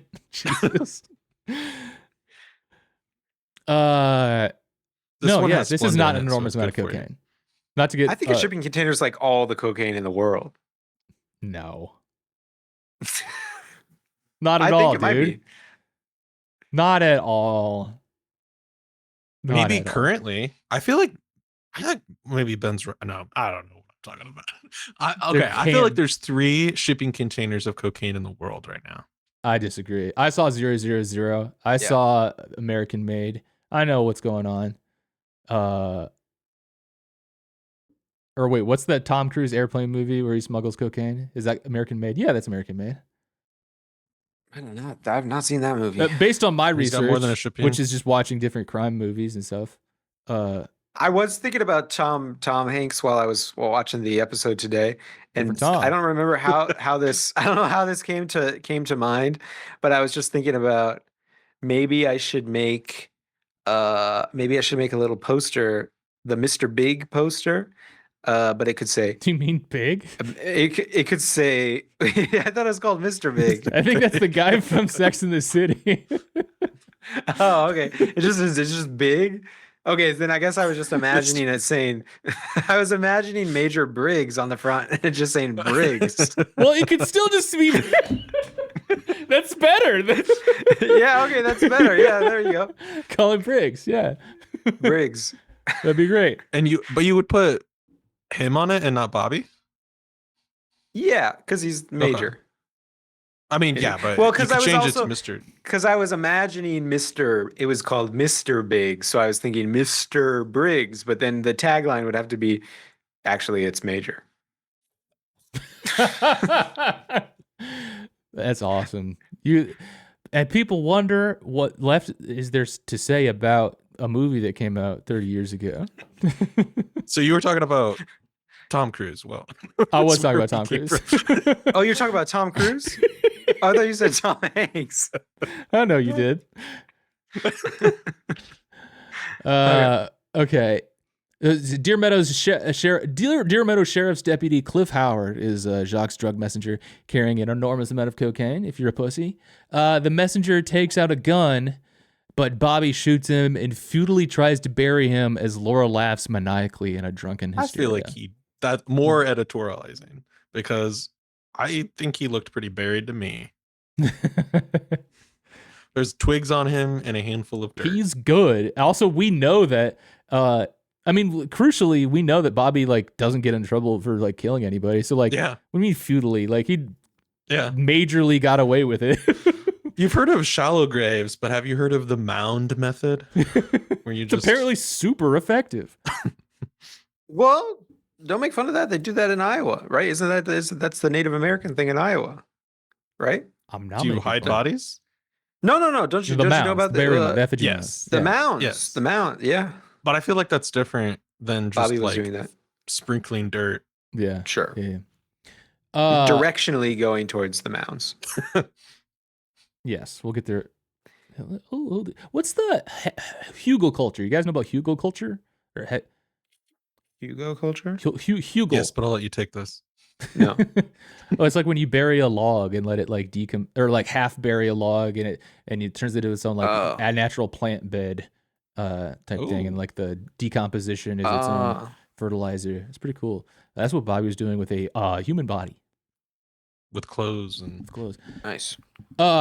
Cheryl Lee and like she's got insane the stuff she does in this movie. She's got incredible range. I mean, she does like the scared stuff, right? But then like her like drunken hysteria here is there's that just felt like real. I don't know how you do that. She's remarkable. That reminded me of when I was in high school and they do they hire the guys to come and talk to you about drunk driving or whatever, and they would always I mean, I guess it's probably real, but they would always say that this is what they saw, which made me think they're just copying each other. But you know, go to the site of a drunk driving accident and people are just laughing. Oh And wow! half the friends are dead, but they're laughing because they're drunk. Sounds horrible. I feel like there's something else going on.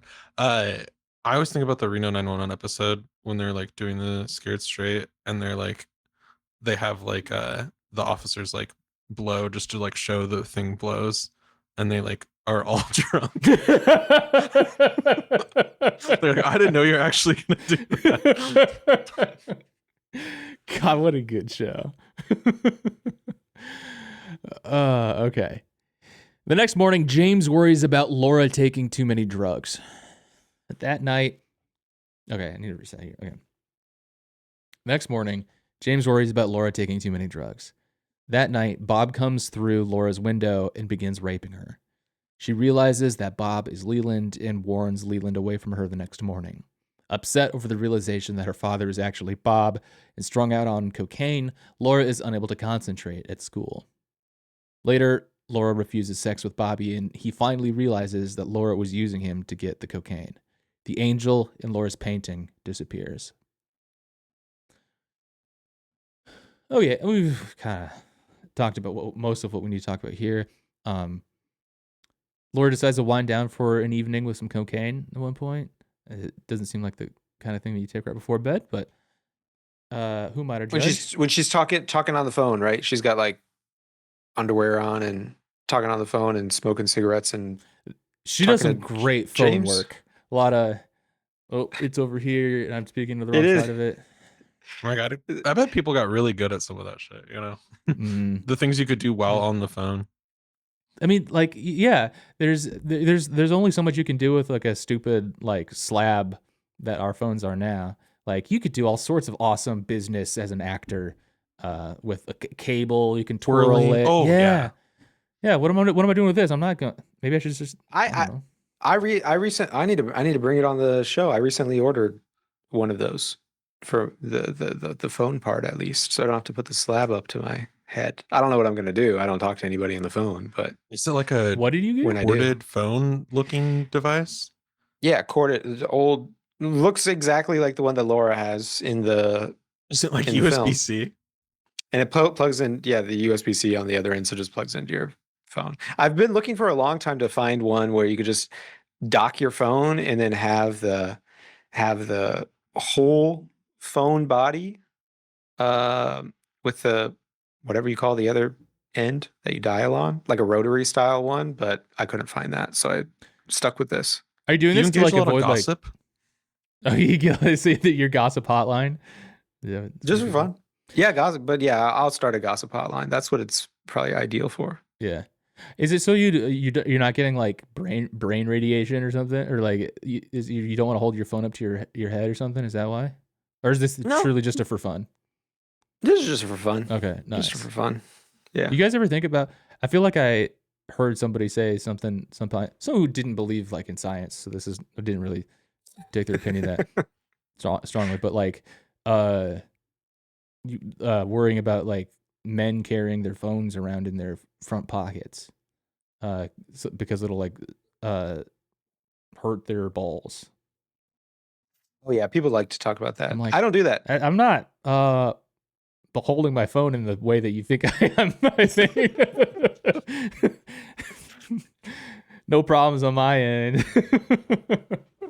Weird telling on yourself situation. Like, I do woman style. I stick it out of the butt pocket, which I think it's got I put it style in now too. my back pocket too. I probably copied. are you. we ever sitting on it?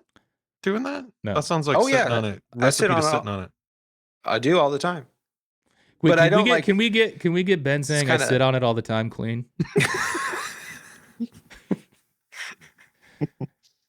Go ahead. It just kind of sticks. It just kind of sticks up. You don't like sit flat on it. Yeah, I'm not sitting on my phone. I've managed. You just whip it out. Yeah. Before you sit down. Yes. I simply removed the items from my pocket that I was about to sit on. 100% remember to do it. Yes. Where's the wallet go? Front pocket. Front pocket. Front pocket. I put them both in the back. Nothing in the front pocket. I don't want to sit on anything in my pockets. I don't want to sit on any. I don't like sitting on it. I say no, not for me. Thanks. I'm good. Keys front. Yep. No. You put everything in your back pocket. I Oh, thought you the were keys. Ben. I just thought I you don't were really carry caked the up, keys. but I'm finding you're using performance enhancing items. Yeah, exactly. That's the goal. Damn. Are you wanting There goes empty Ben. front pockets so you can like have your hands in them at all times, or like what is the I don't know. optimization? I think it's more uncomfortable having it in the stuff in the front pocket. Like it'll dig into you. I guess I need my thighs to be. Is that what you call the front of it? Your thighs? I need them to be clear in case I need to do any like Squeezing? I was trying to think of a word that you guys won't make fun of me for. Good fucking luck, buddy. Patty cake, that kind of thing. Let's say the word patty cake. Rhythm. That'll be clean. That'll get it. Emergency patty cake. What's something they won't make fun of me that I do with my thighs? I gotta highly recommend carrying a bag, gentlemen. That's really the move. Yeah, the honest move. Like a coat. sling. I have a sling, or you do a tote or whatever. I like a big coat. Yeah, like a when big the winter weather's coat. right. When the weather's right, yeah. When the weather's wrong, I just leave that shit at home. But when weather's it's wrong, right, I'm staying you can inside. go in the pocket. Yeah. I got a very thin. Well, yeah, we can move on. That's okay. Oh, come on. This is what people are tuning into the show for. James and Laura go to the woods and start to make out, but she tells James his Laura is gone. Screaming that she loves him, Laura runs away from James into the woods. Laura meets Ronette, Jacques, and Leo, and they hold an orgy in Jacques' cabin as Leland watches from outside. Jacques wants to have hard sex and ties Laura up. Leland attacks Jacques outside, and Leo flees in panic. Leland takes Laura and Ronette both bound to the train car. This is not the best time to call it out, but I got holding an orgy. Holding an orgy is a weird way to put it. Pizza for the table. Also, we're holding an orgy. Yeah. I mean, he does like it. Kind of is though. Honestly, doing it in that way, which is very off-putting too. He's like planning it. He's like, do you and your friends want to come up? Like, we're thinking you and the friends want to come up this weekend. Yeah. Noam Chomsky That's true. That's a agreeing good point. apparently 400 times in 2013. to doing that exactly. Yeah. I mean, yeah. I'm just remembering Jacques saying like my high school sandwich when he's talking to Laura and Ronette. Ugh. I don't have much more on this. Like I think they're both tied up, or they're both bound. Leo fucks off, leaves him stranded. What a dick. Glad we know where he ends up. I guess still tortured by spiders. Meanwhile, Mike realizes that Bob/Leland is about to kill again and chases after him. Bob/Leland takes a mirror and says he'll kill Laura if she won't let him inside her. Mike tries to get into the train car, and when Leland sees Ronette trying to let him in, he knocks her unconscious and kicks her out of the train car. Mike drops Teresa's ring as he flees the scene. Laura wears the ring, preventing Bob from possessing her. Angered that he can't enter her anymore, he brutally stabs her to death. What's your read on why does Mike leave? He goes through all this effort, chases them. I guess it's because he only has one arm, but struggles to open the door. Then opens the door, Ronette falls out, and then Mike just kind of goes, "Oy," and then walks away. Does it? I forget how intentional is him delivering the ring. Does he is he there? Unintentional. It happens is an very accident? quickly. Happens Okay. very quickly, very weird. It's kind of hard to follow, but because it happens so quickly when the door briefly opens up. Okay, my guess is and this is in real time, making up as I go along. One of the things that Mike was screaming at Leland earlier was like the thread is almost cut or something, right? Something along those lines. And I think that Mike was interested in stopping Bob from killing again. And he was, or doing it this way or something. I think he wanted to stop whatever was happening, which is still tough to kind of understand because they all love their Gumbosia. I don't really get that. But I think he showed up and then realized that Bob's takeover of Leland was more advanced. Like Leland was beyond saving in that moment. That's the only thing I can come up with what. And he saw like, okay, that thread was severed.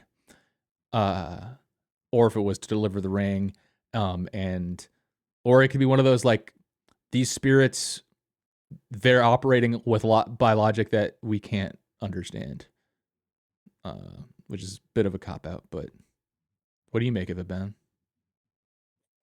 I like what you said. I think my real answer is kind of close to what you're saying, which is that it just becomes too much or it's too little too late, and that's why he kind of just and runs away. I think you know what it sorry, in the moment it always the joke answer, but what actually goes through my mind when I see this is like it kind of reminds me of like in a video game when you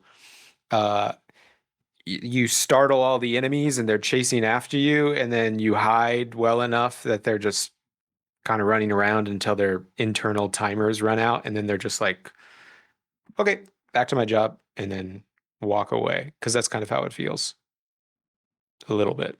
That's how it reads a little bit to me. I was thinking like saving one of them is better than neither of them, was what he was thinking. Yeah, But he Yeah. does. steps, I guess kinda. he just steps over Ronette though, right? But he gets her Doesn't- out of the train car at least. That's true. That's she kind true. of does it Yeah. herself. He That's not doesn't very really. far. Yeah. It's not really a guaranteed That's safety, fair. because Leland just kind of pops out and is like, kicks her eventually, and is like, well, I'll just keep going.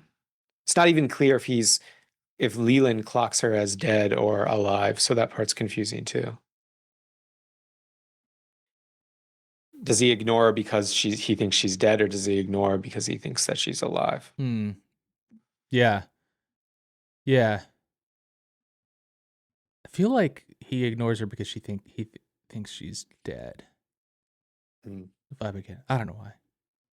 But he doesn't ignore Laura, who's dead and over his shoulder, wraps her up. So, Spirits of yeah. who don't understand. Yeah, so this is Laura's ultimate denial of Bob, right? Early in the movie, Cooper tells Laura not to wear the ring, like in the red room. And I think that's because he wants to save her. And putting the ring on would mean that she dies for some reason. And he still wants to save her, but she makes the decision to have her life end rather than allow Bob to possess her, rather than live as a passenger to Bob.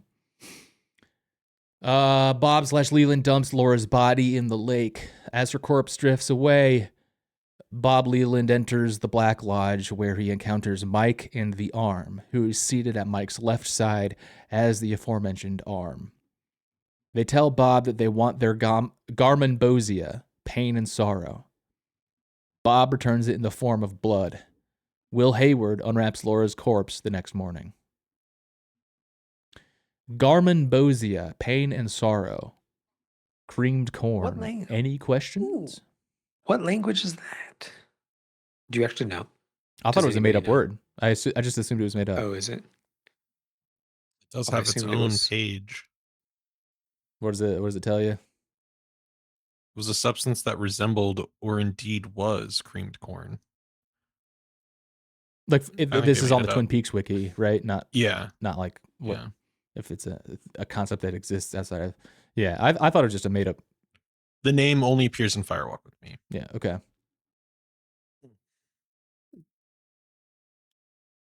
Do we have one more section that you're going to read? Because I'll hold my thing then. Okay. Laura's spirit later sits in the red room and notices Agent Cooper at her side. Oh, I remember what I wanted to say.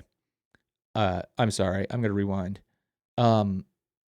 Cooper tells her not to wear the ring to try to save her in that moment. This is why we learn that, or this is another, like the lodge is out of time. Like it's like it's happening, even though that happened, like Cooper gets to the lodge after the end of the events of the TV show. He's communicating back to her, even before all that stuff happens. And so there's this like cyclical loop thing happening too, maybe.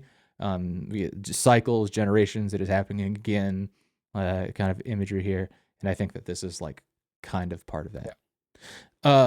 Laura's spirit. Although I will say, can I say one thing though about that? Because you keep saying that Cooper gets to the lodge at the end of season 2, which I know what you're saying, but also I guess people will read it as maybe he's just dreaming, but in some sense he is in the lodge much earlier than that through his dreams. Oh yeah, as well. And so maybe you don't have a thought still on this. Maybe all this after that Laura died.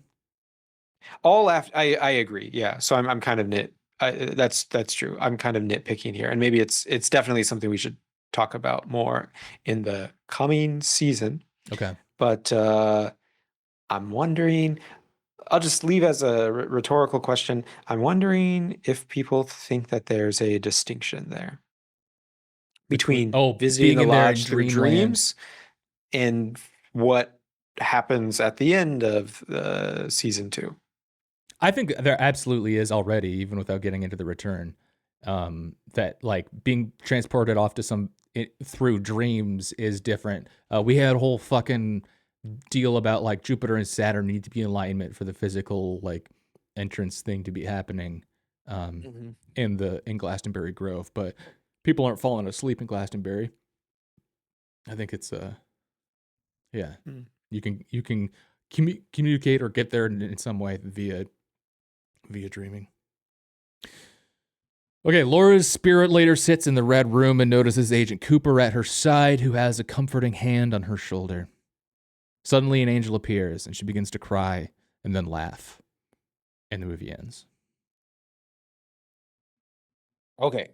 Can we talk can we talk about the Angels? I Yes. missed this earlier, and now I'm kind of glad that I missed it. Fire Walk with Me has maybe one of my favorite movie quotes. I think it's maybe the movie quote that I've heard the most in my life, which seems strange, but also because it's at the beginning of in one of my favorite LP albums. Uh, it's when Donna and Laura are sitting on the couch staring up at the ceiling, and Donna says, "Do you think that if you were falling in space that you'd slow down after a while or go faster and faster?" And then Laura says, "Faster and faster until after a while you wouldn't feel anything. And then your body would just burst into fire and the angels wouldn't help you because they've all gone away." Uh, to me, that's the best line in the entire series and the film. And that's kind of Twin Peaks to me, I guess, as well.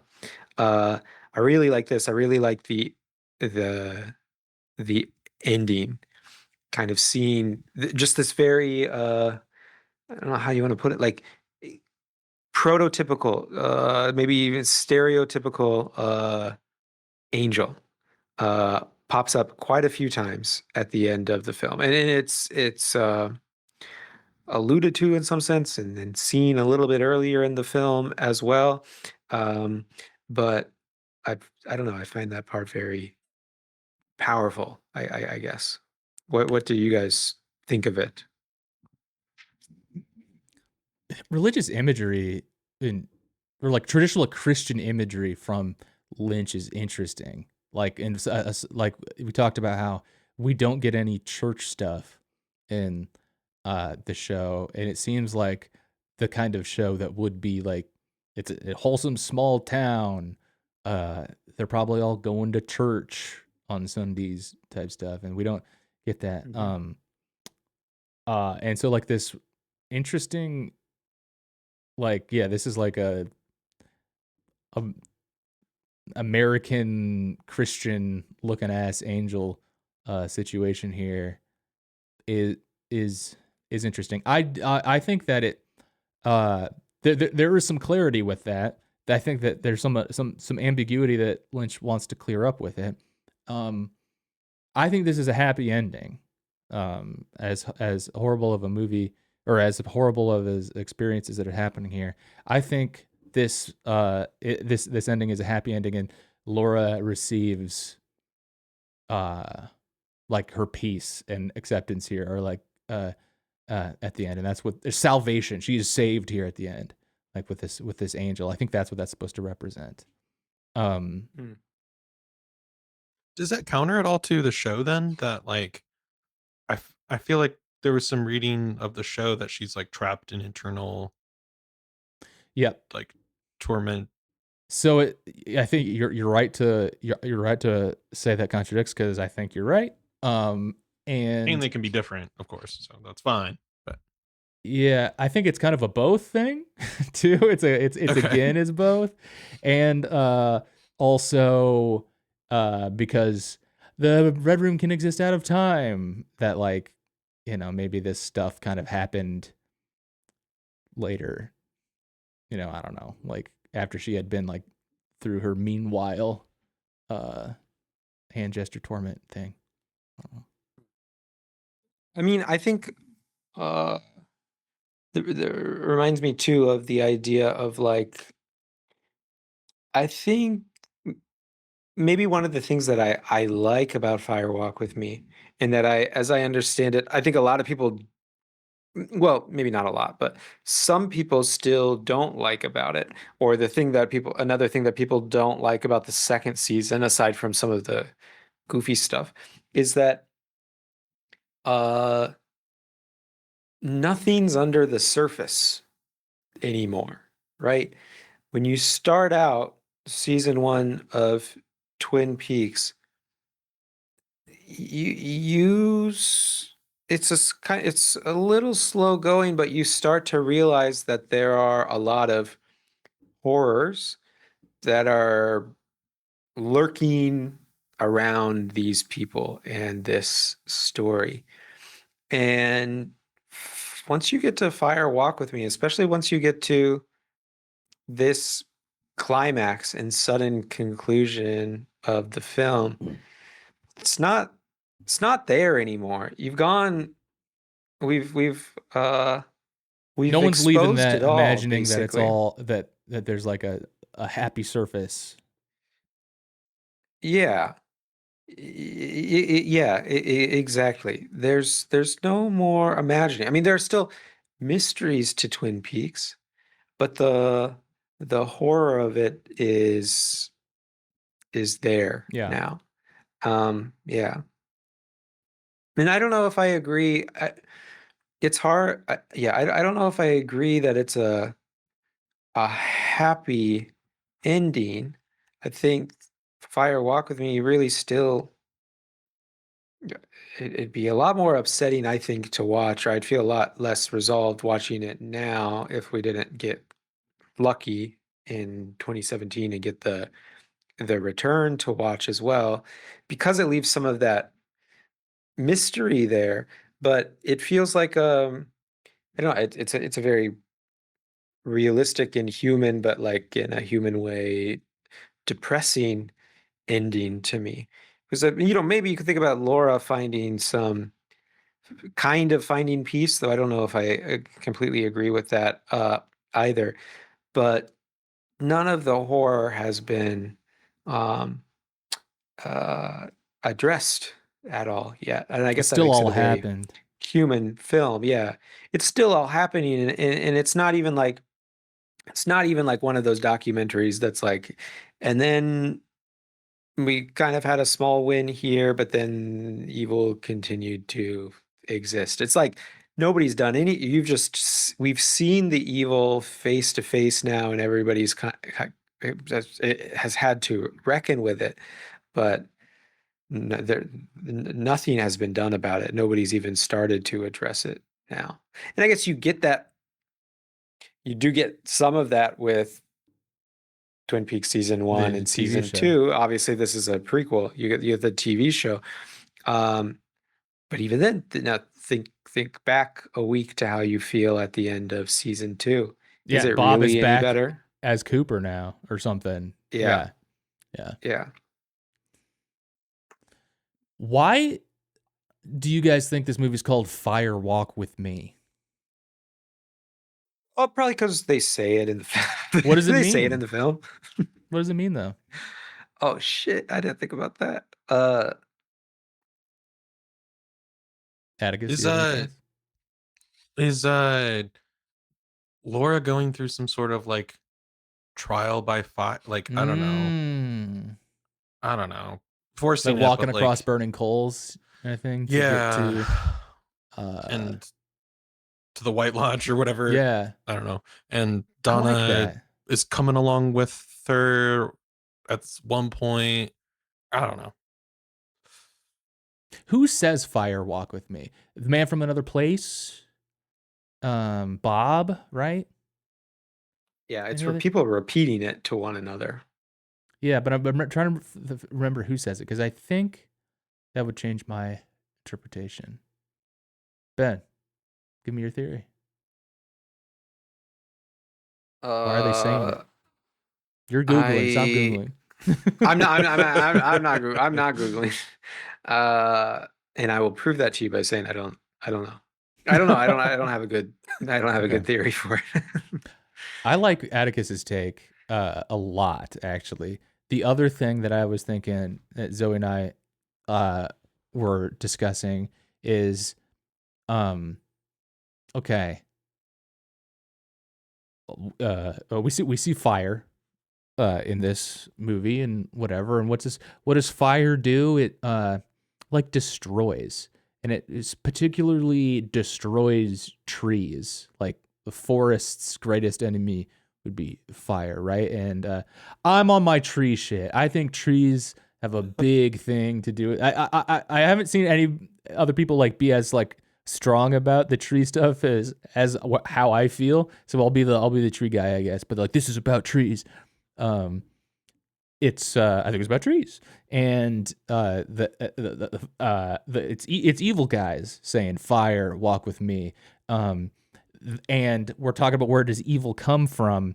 Lynch's answer is like, it's like these evil spirits. Fire itself is not evil, but the evil guys are using that as a tool to say, like, fire, walk with me. I will be using fire here to be destroying the forest, and like, it's, metaphorical fire. I will be visiting evil upon the denizens of Earth, sort of thing. That's my take about what fire, walk with me is supposed to be. And it changes it, like how you pronounce it changes or emphasize it too, because like fire, walk with me is kind of like a trial there. But if you give it a little bit of a fire, comma, walk with me is more of a directive. The Panic at the Disco style. Fire! Exclamation part. Walk with me. Godspeed fire. Shot. Yes. Just Walk shot with a me, gun Emperor. and walk with me. Did you West Wing style? Fire, walk. Fire. Walk with me, folks. Did you clock the milk? Yes. Oh, thank you for bringing up the milk. Yes. Major key. Milk theory vindicated in like 1,000-fold here. Holy Does cow. Leland bring it to Sarah? Yes. He drugs her that's milk. perfect. Yeah. I think is the implication here. And she takes it complicitly. I think she knows what's happening. And yeah, thank you for bringing up the milk. That was a major thing that I wanted to talk about. And just say again, milk theory correct. I think he must have heard this episode or your like discussion. Gonna drive of it this and home. Confirmed it. Mm-hmm. That's huge. Let's talk briefly about the reception, the critical reception, the audience reception to the film.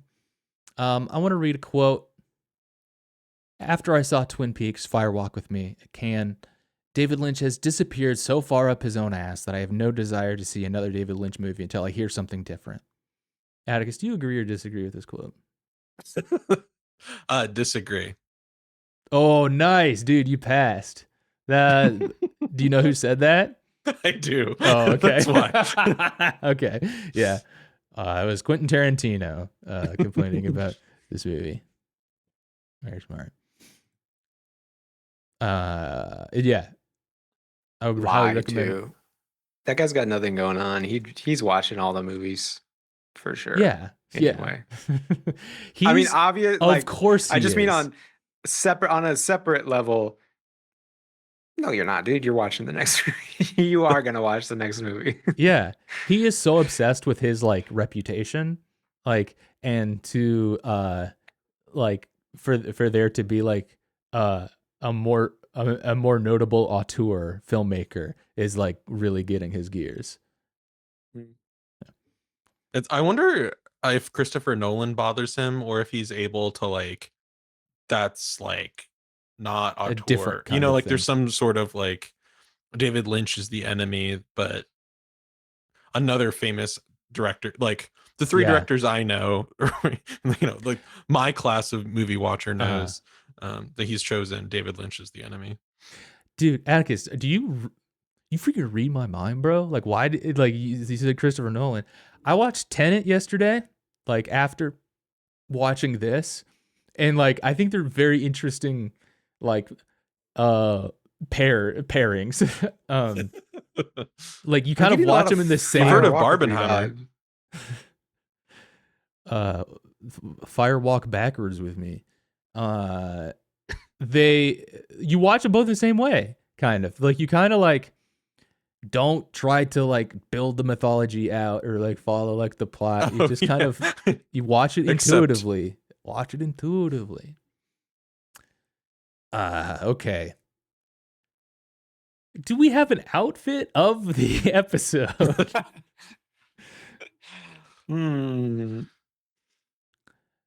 Okay. I thought Laura's like vampire outfit was pretty sick. But it's what she wore to go. What she her wore underwear when she's talking on the phone. Yes. No, not that. Not that. No, the black okay. her clubbing outfit. Oh, okay. Actually, I can't. Quite Remember when picture like that. she goes and yells at Donna for like wearing her jacket? Yeah, Yeah, it's She's that jacket not is even- part of her outfit. Oh, okay. Okay. She's like wearing it in the house when Yeah. she's making a drink or something. Hmm.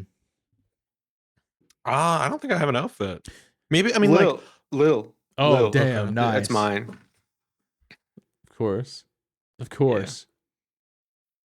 Leland, does Leland have a good sweater when he's like menacing? He at does, dinner? unfortunately. I was gonna write that down and then I didn't because Distracted by how horrible yeah. he's behaving. I guess Kiefer Sutherland's like bow tie set up with his glasses is kind of cool. It Yeah. feels odd. It feels odd when we started talking about this and it was like, oh yeah, that happened in this movie. It's happening again. Like, what do you mean? He said it. At the beginning, Kiefer Sutherland. Like, Yeah. that was like Yeah. just not this movie. Right. That was a different movie. Yeah. Okay. Star of the episode is obviously Cheryl Lee.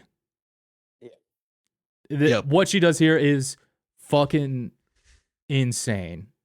It's wow.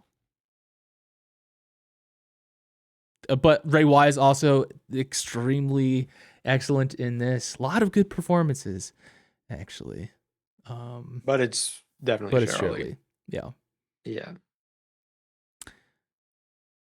Ratings. I'm kind of having a bit of a Star Wars moment, you guys. Where when we started our episode about The Last Jedi, I didn't know where I was going to end up on it, and it had to go through the process of recording the episode to get to a rating, and I guess I still haven't gotten there yet, but let's start the You're rating. extending the sentence Really? until. And here we go. And so I think it's time for you two to give your ratings first. It's a 5 for me, dog. I like it a lot. It's pretty good. It's a pretty good movie, like usual. It's a 5. 5 out of It's a 5. It's 5. pretty good. Pretty good. I love it. I'll continue to watch it. I've got it. I've got the 4K whatever now, so I'll keep watching it. I've been watching it. I will say softly into the microphone, 3 bags of popcorn. This is lower than Nice. last week's. Whoa. You rated it 3.5. Last week's episode 3.5, I believe. It's a 3-bagger. I don't see myself rewatching this movie. Really? I know this is a big rewatch. People like to rewatch this movie, and I can see myself rewatching a lot of Twin Peaks. I think it will be some time before I feel like I want to rewatch this. But I do think I got a lot out of it, and it made me think about the damn trees a whole bunch. And it was like, it does what movies. It's a singular experience what this movie did, and I want to recognize it for that. I didn't enjoy myself with it, and so rating it is a tough, because it's usually this kind of like God, I got very self-conscious of like how big of a fucking deal I'm making out of just saying a number and ending the episode.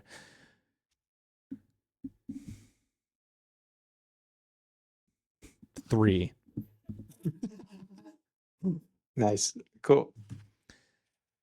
Folks, thanks for listening to the show. This has been the show about the show, the podcast. We're going to start The Return next week. People say you got to So watch like The exciting. Missing Pieces. And so like, I don't know, maybe I'll end up doing that. Probably won't. You're excited for The Return, Atticus? I am. I've heard very good things about The Return. You guys have, I forgot. I was going to ask you guys, do you have any predictions? Because wrong. You're not. You don't know what's happening. You don't know what's happening. There's Do you guys know it? Do you know anything about it? Because it's Yeah. been more Recent. Okay. I know some stuff Do you know about it. anything, Atticus? I feel like what I know about it is mild like spoilers in like thumbnail format on the side panel of twinpeaksfandom.com. You know? Okay. So I don't know if I know anything about it or I know what some people look like and that they're in it. Mm. Just the name. Do you guys just to try to level set?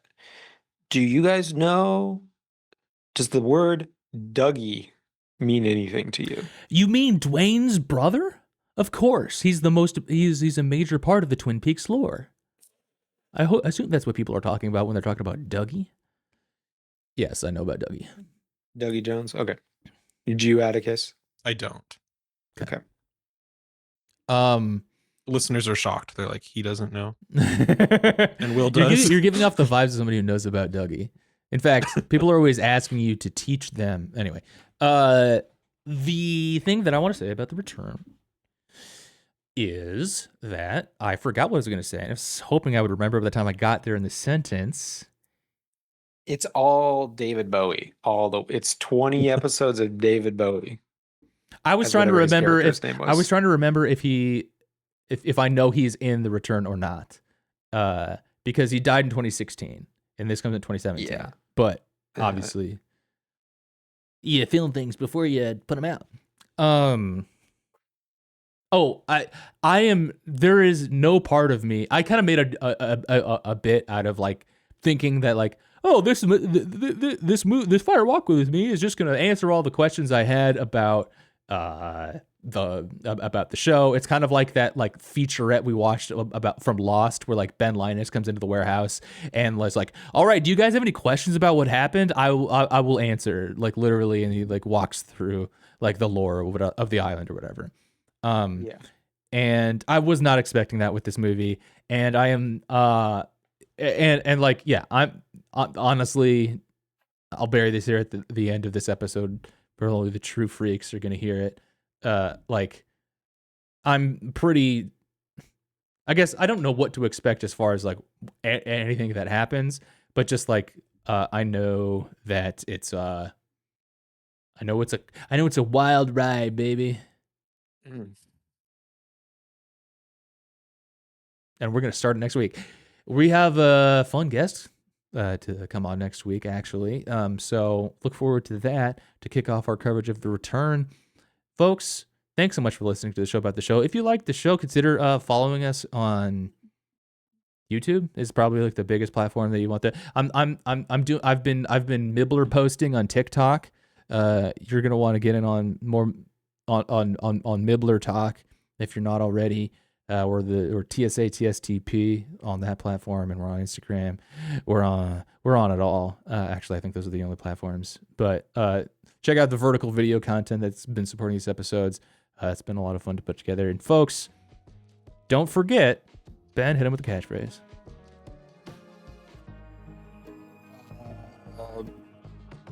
We're watching Twin Peaks? Yes, sir.